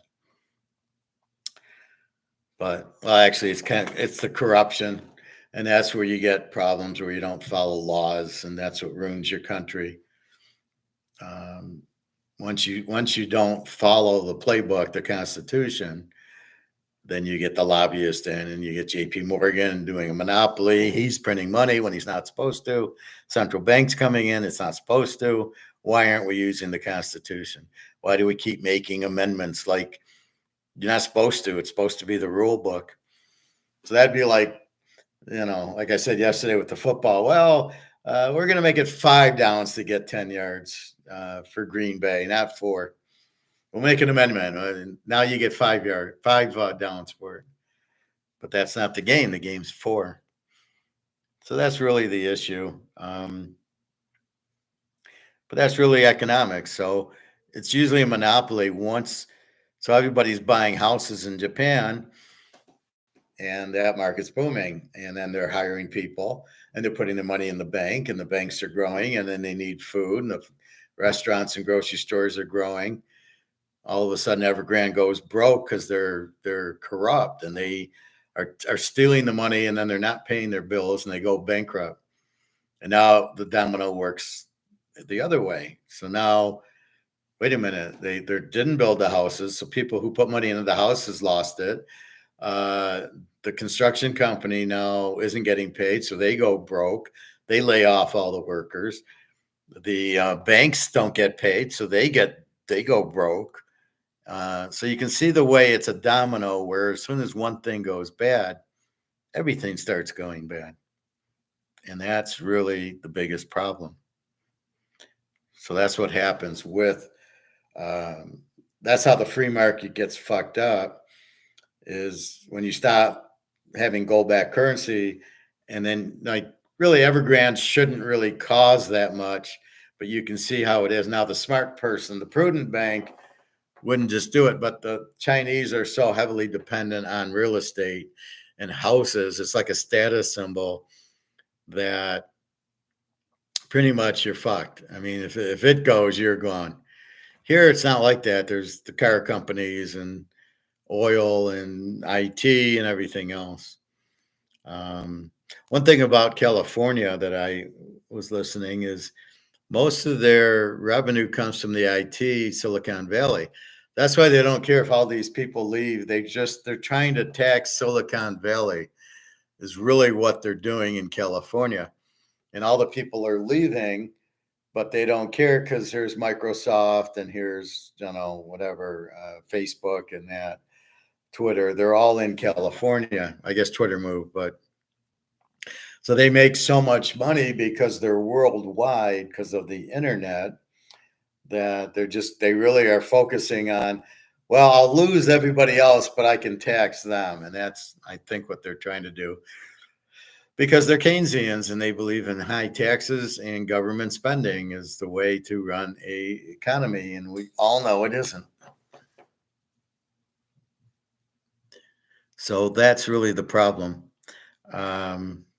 People in charge don't know what they're doing.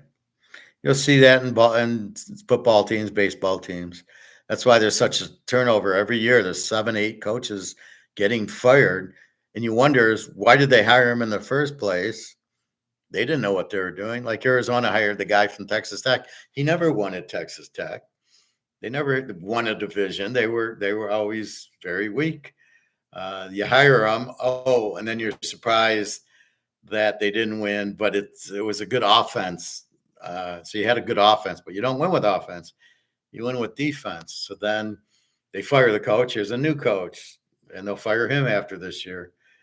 So you keep firing coaches because you don't know why you're even hiring them. I mean, it's just travesty. Baseball's even worse. They don't know why they're hiring them. It's just like, why are you buying gold? Why are you buying the dollar? Why are you making electric cars when you shouldn't be? So you get a lot of that. That's the big problem. People just don't know what they're doing. And that's why I showed you that investor slide. The money advice everybody needs to know. Yeah. When should I buy a house? What kind of question is that? When should you buy a car? When you need a car to go to work, so you buy one. If you're in Switzerland, you don't need a car because you can take a tram. They got trams all over the city, at least in Zurich.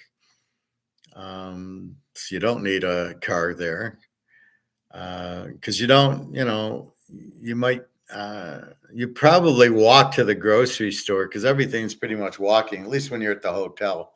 Come out of the hotel, you walk 100 yards, there's a grocery store, you buy some bananas and avocados and some Pepsi and some milk and stuff. You're still going to eat your buffet at the breakfast at the hotel. But if you live there, okay, so you're going to get your food and then, but it's all just walking and going to your, everything's close.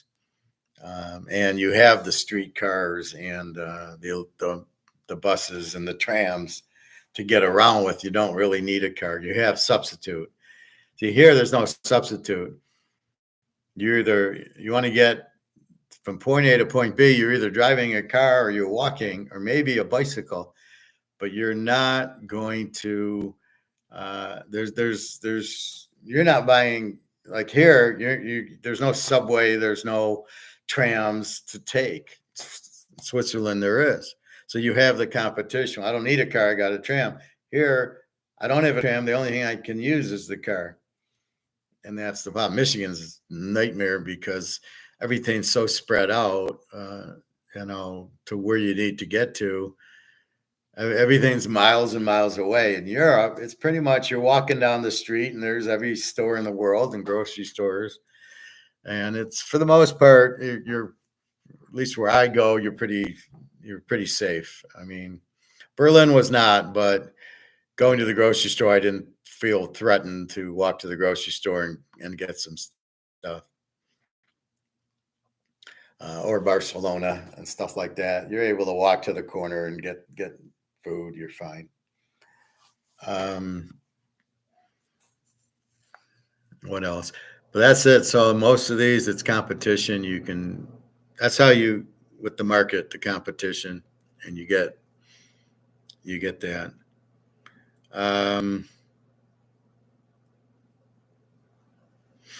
I think that's about it. So again, gambling, you're gambling without realizing it with your money in the bank or your gold and jewelries and safety deposit box at the bank. You're better off with them at home. Really, and I don't want to jinx anybody, but how often do you get robbed at home? Yeah, I'll probably get robbed tomorrow. How often do you get robbed at home? Not very often.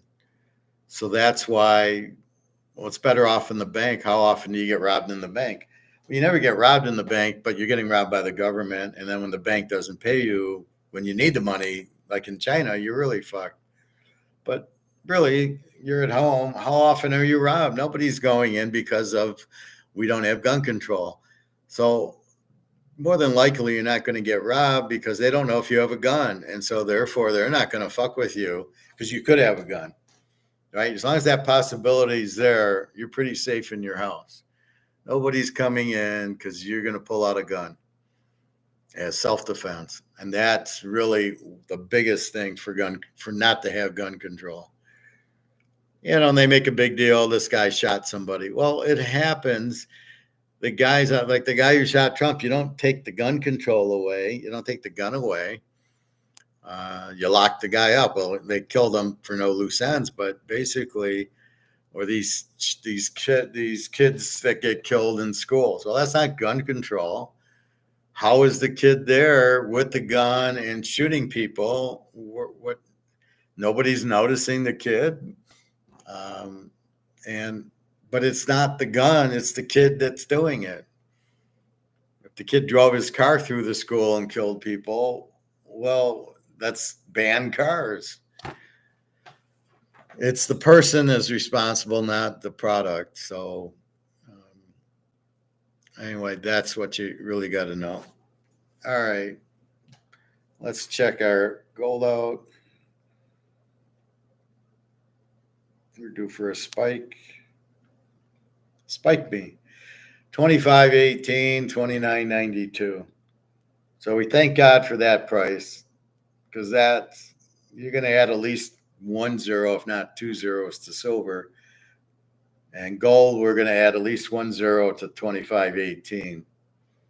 And the people that tell you no, like Yankee Doodle Dandy, the guy who runs the store, has no idea what he's talking about, doesn't understand economics, doesn't understand anything.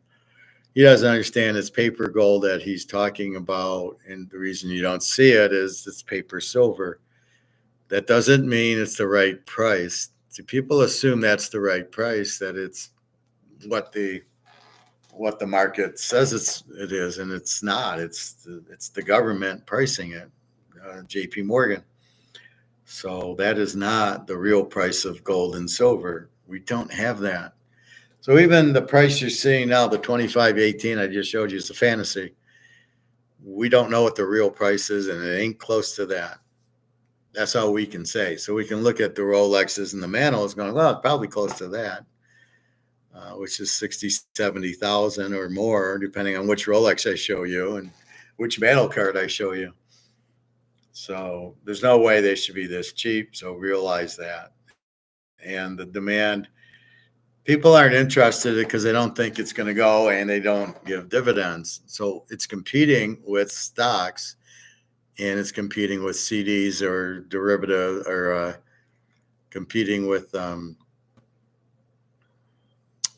real estates, the stocks, the bonds, the annuities, the banks. So the people in charge want you in the bank and the paper and the banking thing. And they don't want the competition with gold because they can't beat it. They know they can't beat it. And vice versa. That's why gold's the only out, because nothing can compete with it. It's basically its own monopoly.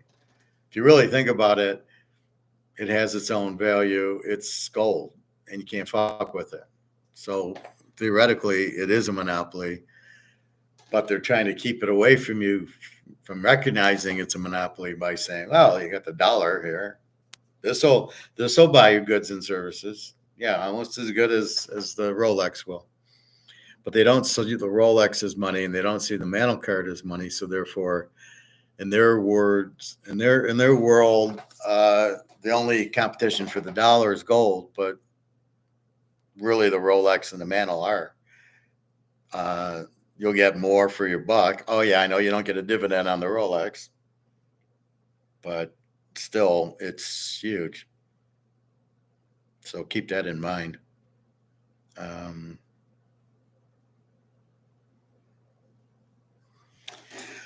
I think that's it. Any other questions, comments? Pat, Luke, Greg?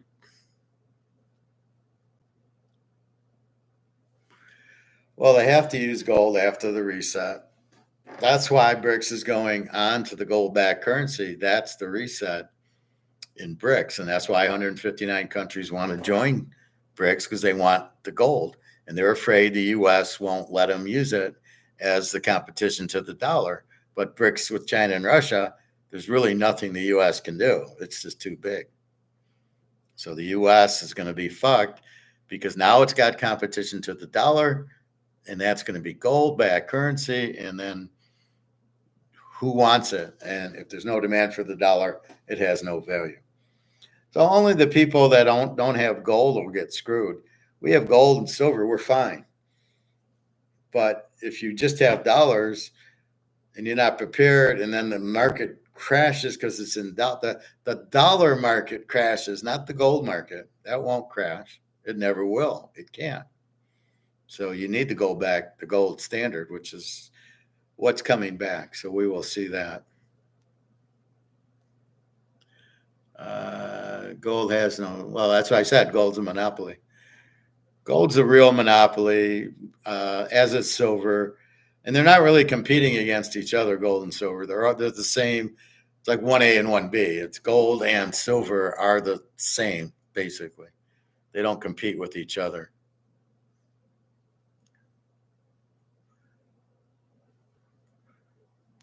But yeah, I mean, that's the idea, is to recognize monopolies like gold. That's why that's the only lifeboat, right? So when I use the lifeboat example, that's what I'm doing, is I'm saying that the only competition for, that's why you get off the dollar and onto gold. You get off the Titanic into the lifeboat.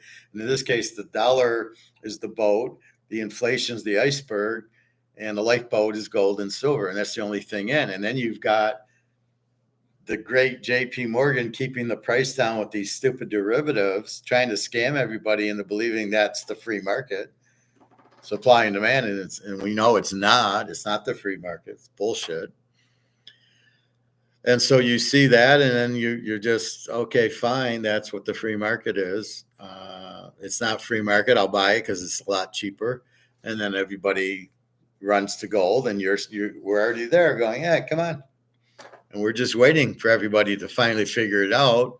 We're trying to help them figure it out. And once they do, and that price goes up, we're in low, and we can sell high or just watch our value go up. And in this price, this is not a monopoly. This is toilet paper, and this goes to zero. So the idea is get out of this, which is going to zero, and into something going up, which is gold and silver. So why, again, we can thank JP Morgan for keeping that gold price down and silver price down. Believe me, they're both very cheap. In about 6 months, we'll be going, wow, remember when gold was 2,500? Nah, now it's 7,500. And people aren't buying that. They don't believe that it's going to go up because they don't know what the fuck they're doing. They don't have a clue what it is and why it would go up. Well, what makes things go up? Demand. You have low supply, which we do, and high demand, which we do. You get high price in anything. And that's the other thing they don't really understand. They're not getting that the gold price is really not real. It's been manipulated down, just like these derivatives today. What the fuck is that? Nobody's selling gold. It's just comex fucking around. It's Madoff. So this is the point. You're really doing that, and you understand what's going on. And that's why we're buying it, right? Because we know it's the calm before the storm. And there's going to be one hell of a storm, and it's a monopoly. There's no competition to gold because it's limited. Probably probably the Rolex would be the only competition to gold because that's very limited too. But at the end of the day, it's not money. Although they could make Rolex's money. They probably do in certain in Russia or somewhere. Putin's world, the Rolex, they use Rolex for money. But anything very limited and highly demanded is worth a lot. And it's worth a lot because it is limited and they know it's going to go up. So if you know something's going to go up, you buy it. Well, if we all know gold's going up, we buy it ahead of the storm. And that's exactly what we're doing. Unprecedented record demand for silver in Asia. But if you notice, the price doesn't dictate it. So they're still price fixing it. And that's the problem. You don't see the demand. You should see that price should be up $10 with that demand. But there's the disconnect. The demand has got nothing to do with the prices. So if everybody in Asia sold, it wouldn't move $1. And if everybody in Asia bought, it wouldn't move $1.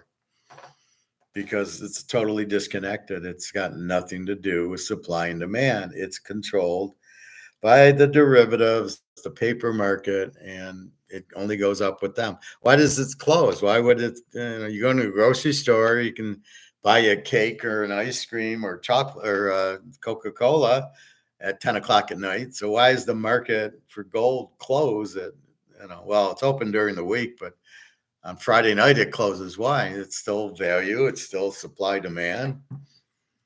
So that's really the key. Once you start seeing that, then you'll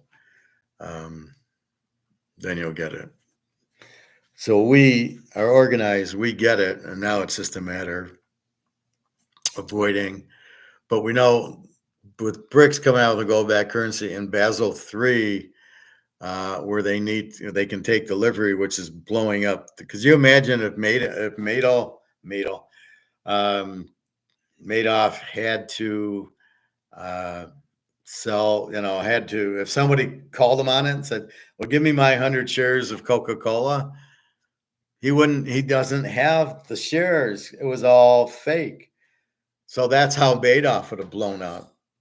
So if his guys would have said, give me 1,000 shares of IBM, he'd have been fucked. He didn't have any. And that's what's happening in gold and silver now.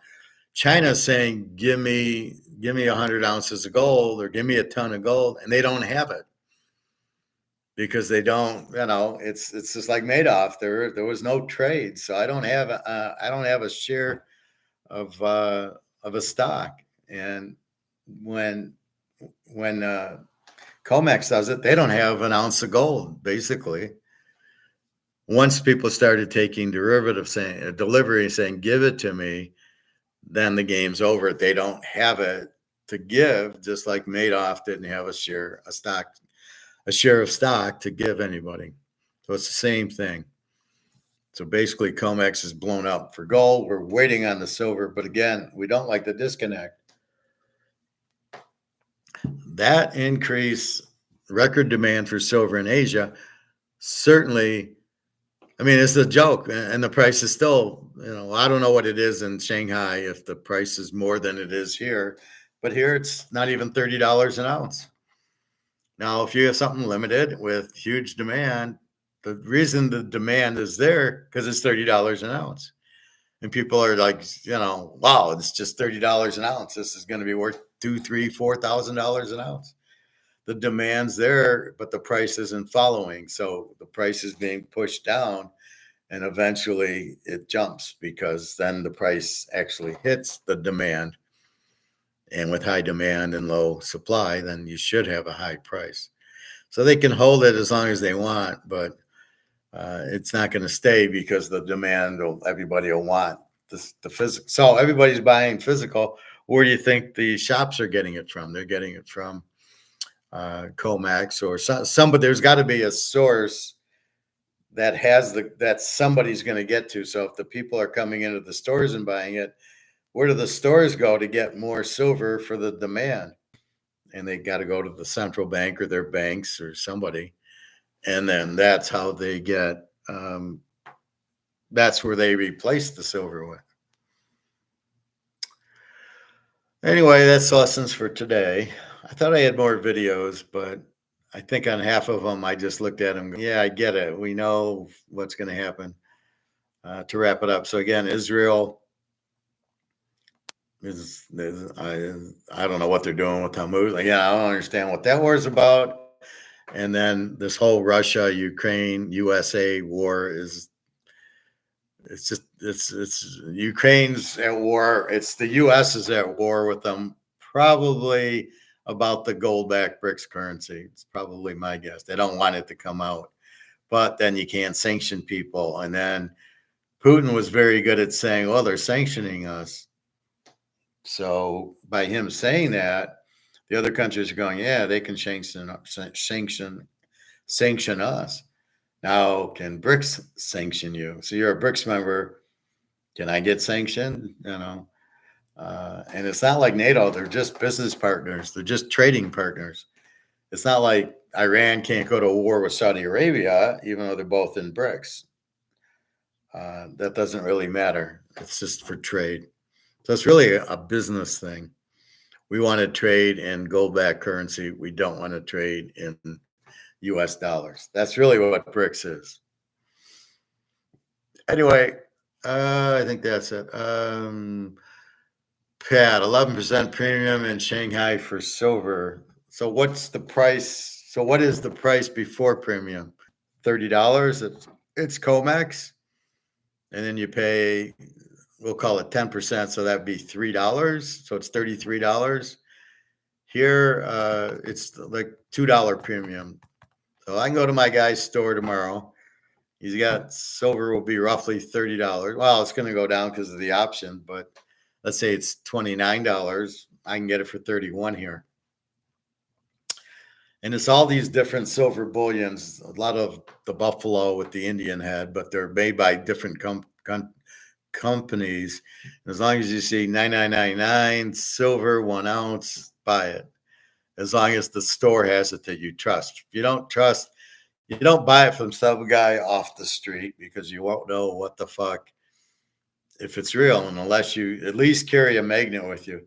So if you have a magnet and then you test it, and if the gold sticks, it's bullshit. It's fake.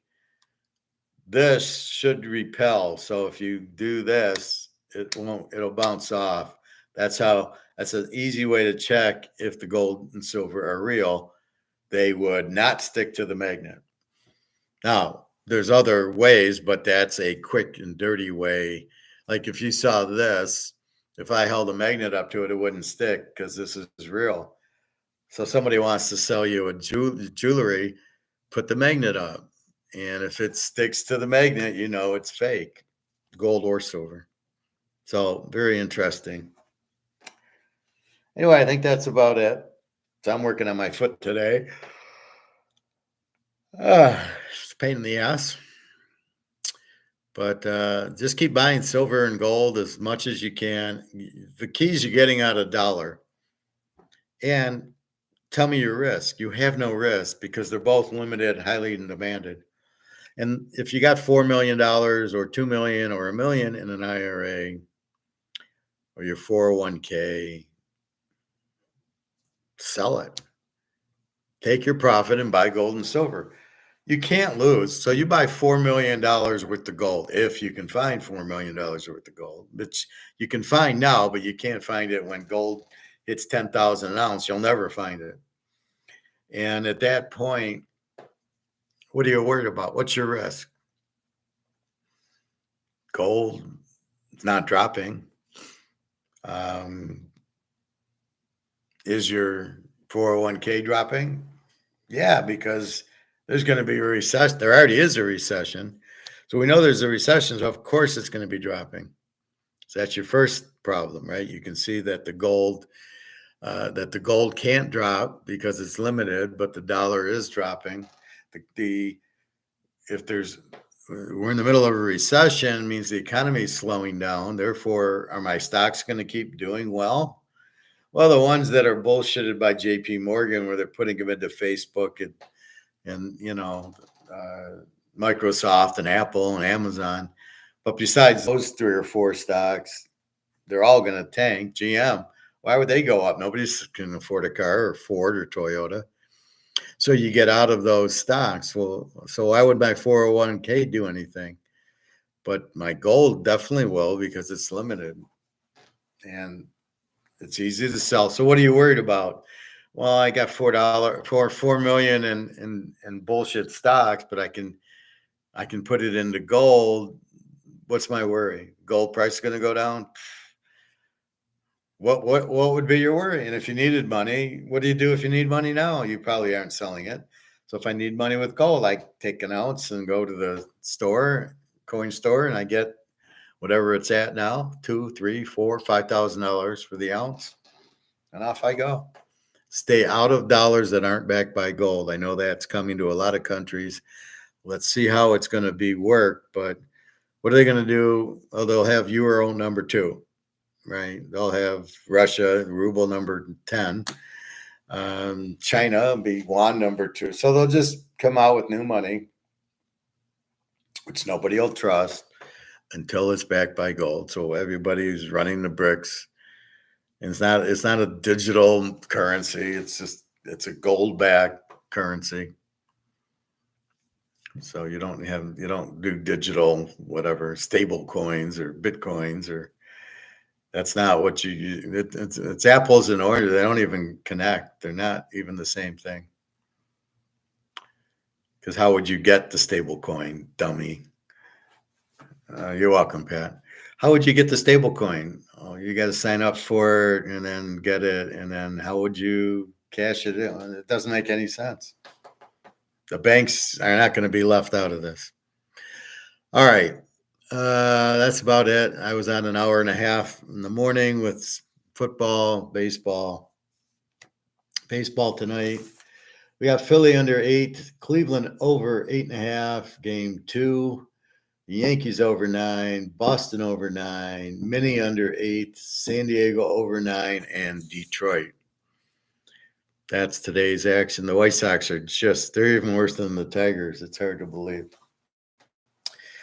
Preseason football, what a joke. Learned very little.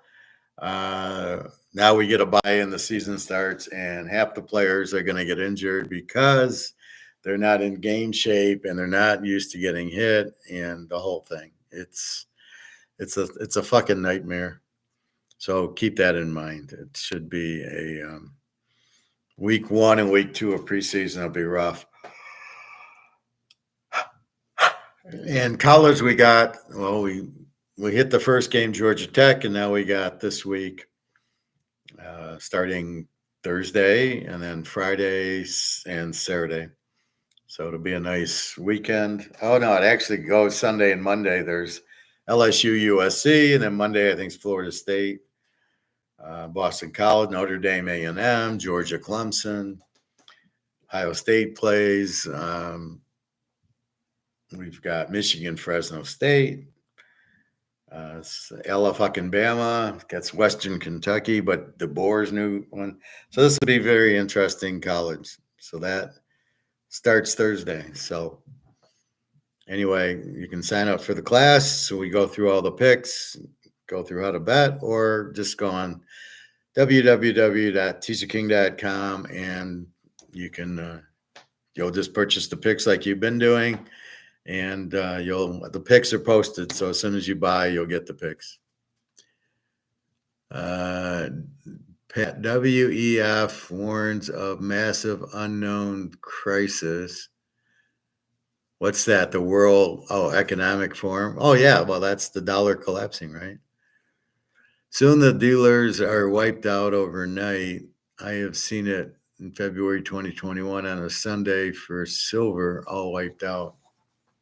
Well, yeah, I mean, that's of course going to happen. That's why I keep running back, getting 10 more, 20 more. But I've got a lot. I've eaten a lot of silver and gold. So if I went back and you didn't have any tomorrow, I'd be fine. I'm already prepared. See, I'm already prepared. I've already bought it. And now it's just a matter of, now we're waiting. Comex go up, go up, go up. We've got the hard part. We've got the gold and silver. That's the key. And then once you have it, then you just wait for that price to go up, because demand from around the world needs gold and silver.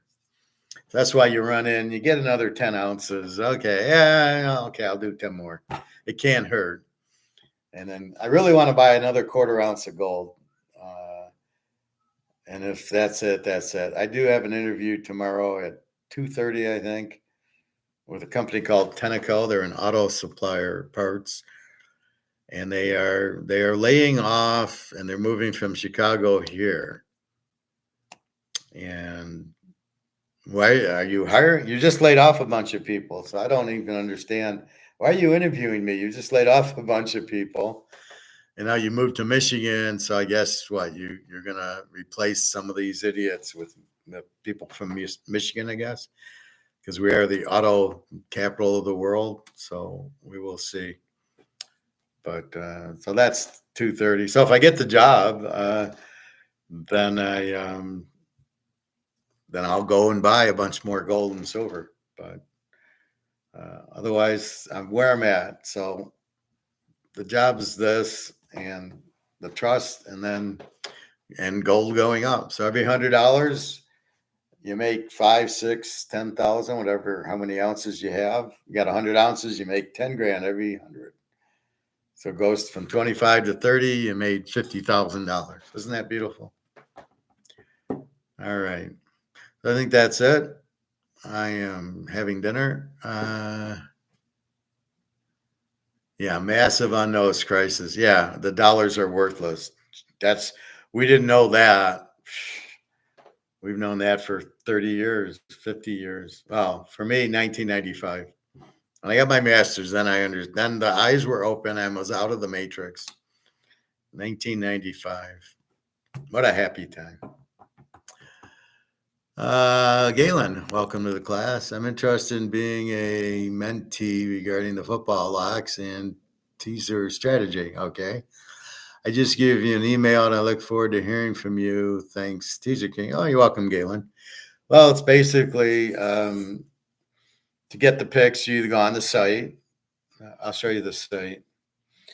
And we can have a class just like this, and I'll go through the picks and how to bet them. Or you can just buy the picks. So here's the site, teaserking.com, and this pops up, and that's me. And in my home page, you get my email and a little thing about me, and here's some good positive feedback. You can check my history. You can see me on YouTube as you're seeing me, or Twitter. That's what you see on YouTube. And then there's my email, which you did email me. So then you go to purchase pick tab up here. So if you want to check my history, you can go into history. You can see my picks, or you can go purchase picks, and this comes up. And then it's just PayPal. So you just need a debit or credit card. And if you want to buy the picks, you can buy the pro or the college. Let's not focus. So you can buy the pro picks, the college, or both. So like this week, you'd buy the college. Or, you go, wait, I can get 4 weeks for only 200, or I can buy the whole year for only 600. There's 15, 16 weeks. Or I can join the class, and I can go get, I can buy the college class for this week for only 25. Then you got to have access to YouTube. The other way, you don't need access to YouTube. You would just click on, you would buy the picks, you'd get a password. Then you go this week's picks. You'd put the password in that you got, right? So you got this password when you paid me. I sent you a password, put it in, and then the picks come up. And they're going to look like this.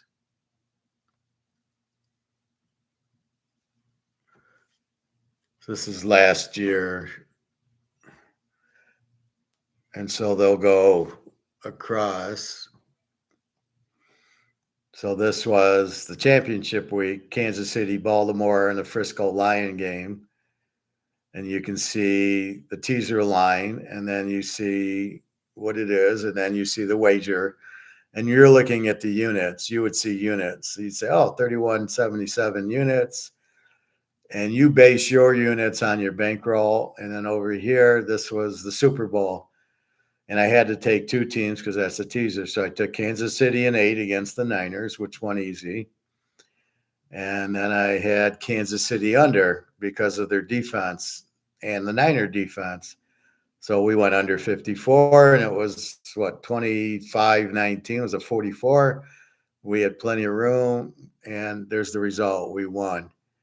And then you can just so that's where it ends up. So you can check all my, just hit the previous week, and you just keep going back last year to all my games. And then here's what I did last year.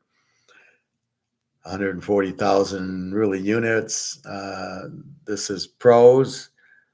78,000, college 28,000, and lock picks 35,000. And that's where you get the 140 from.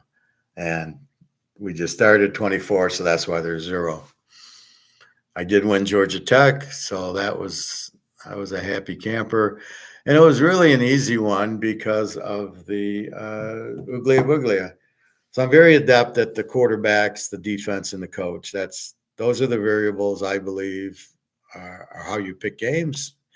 And I've been doing this since the 70s, so I've got it down to a science right now. So that's kind of what I do. And very successful at it. And I'm very, Aaron Rodgers moves to the Jets. Okay, great defense. Aaron Rodgers, as long as you can fucking stay healthy, look for the Jets to be very strong. So I understand why they're strong. And that's the point.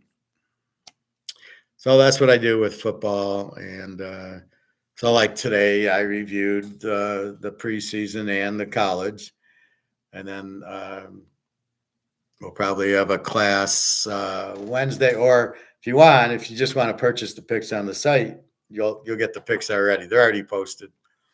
If you want to join the class, so it's A or B. Either get the picks, like I showed you. I just showed you the Super Bowl, or you buy the class, and then I can teach you how to do everything, which is beneficial also because you need bankroll and you need how much to bet, and you're trying to build your bankroll, and that's the key to it. So you're trying to build bankroll, and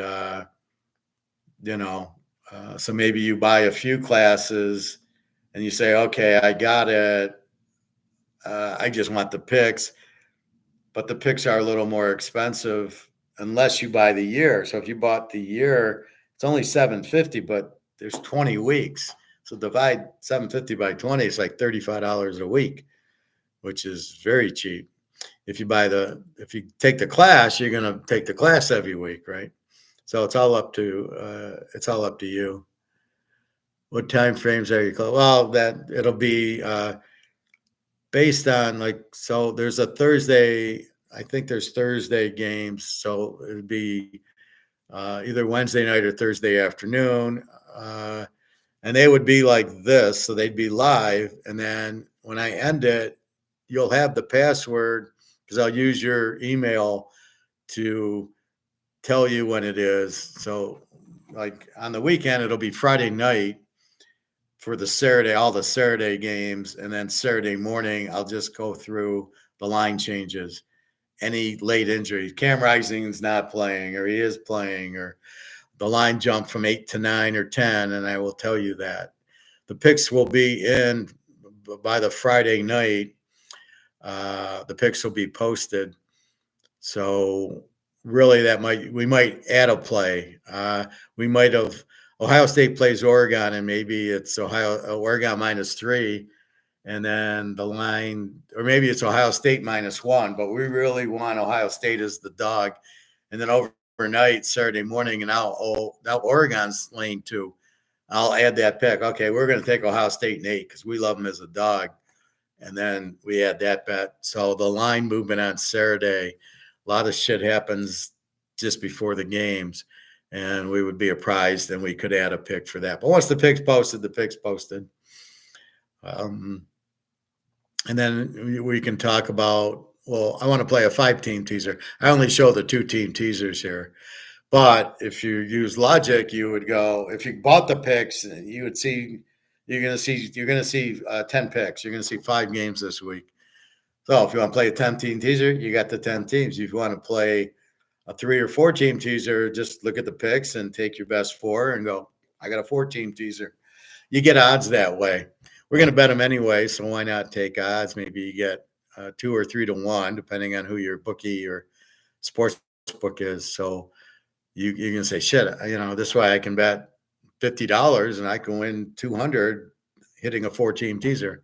And I'll usually tell you that in class. I really like these 4 games.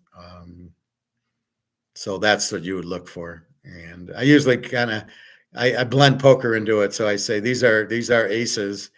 These are pocket aces, these games, or no pocket aces this week. These are kind of hard games.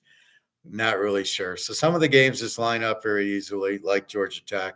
Some of them are very difficult, and so there's more risk. I don't bet as much. So the locks I really feel good about, and that's what so if I got 4 locks, which happens a lot, once the season gets rolling, then I can really lock into the teams, going, yeah, they're much better than we thought. Maybe Oregon State this year is great, or Arizona or Washington, but we don't think they're great. I know Arizona is great, but Washington, DeBoer left. But maybe as we go, we see this team's great. The coach from Arizona is the new coach. Look at them. And then with that, I can then start betting and locking Washington because Vegas hasn't caught on to him yet. And I did that before with Van Dyke at Miami and Hartman at Wake Forest and Cam Rising at Utah. They didn't adjust the lines, and it was like a joke. They were superstars and were winning every week. Or Georgia's defense. They were having Georgia 54, 55 over, and they're giving up 7 points a game. Every week, we're taking Georgia under, and every week they're winning 33-0. I mean, it was beautiful. So you find those things. That's what I'm very good at, analyzing the numbers, finding the things, and then finding the fuck-ups by Vegas when they don't know what they're just putting the numbers in. They're not adjusting. So when Van Dyke took over from Miami, they had the other guy, De'Aaron King from Houston, and he sucked. And they were averaging like 15 a game. So the first 3 or 4 games, they're not scoring. They go to Van Dyke, all of a sudden they're doing 45 a game. But Vegas hasn't figured that out, that I need a new line for Van Dyke. So they're like over-unders 41. And I'm locking Miami over, and they're scoring 50 points a game with Van Dyke, and Cam Rising at Utah, the same thing. And Vegas doesn't catch on because they're just looking at the stats. They're taking the whole year. But wait, there's A and there's B. There's the De'Aaron King 15-point a game, and then there's Cam Rising at 45 a game. But they didn't figure it out. They didn't figure out what Georgia's defense. They didn't figure out. So that's where I really nail them is there. But so if you email me, I'll respond. But I think you got the gist here. So if you just want the picks, buy them and we can go through those. Or if you want the class, maybe you want the class the first couple of weeks and then buy the picks later, or just stay with the class. But I'll be talking live so everybody in the class can ask the comments that they want to ask. That's the beauty of live. So it's just like, I'm your football advisor. So you ask me questions, only going to get real answers here, not like the advisors we looked at. So happy to help. I've been doing it for a long time. So I couldn't do it for a long time if I sucked at it. So on the home page there, you'll see the comments. So you'll go from there. And a lot of people like Nick and Bobby Bowe have been with me for some years. So again, if you don't know what you're doing, nobody stays. They just see you suck, and they leave. But that's not the case. My guys have been with me for once they find me for 4 or 5 years or more. So that's about it. So www.teaserking.com. Galen, I'll respond to your email. And that's it. Pat, have a nice night. Greg and John, wherever you are. Bobby, Bo, where are you? All right, Luke, take care. All right, everybody. So have a great night. I'm going to have tuna salad for dinner and soak my foot already. Hi, welcome, Galen. Yeah, I'm very accommodating and very, I want you to win. And it's no, I'm not like you can't talk to me, right? Obviously. So you got questions, you'll get answers. And I check my email a lot, but I'm on here every day, so you can do exactly what you did. But I can't give you picks here. I can give you picks in class, or obviously if you buy it, but I can't free because too many people are going, I'm buying the picks, and why are you giving a pick out when I'm buying the picks? So I avoid that now. I don't want to piss off the people paying. So anyway, have a good night. www.teaserking.com. And I will talk to you tomorrow. Take care, everybody. Be safe. Buy your gold.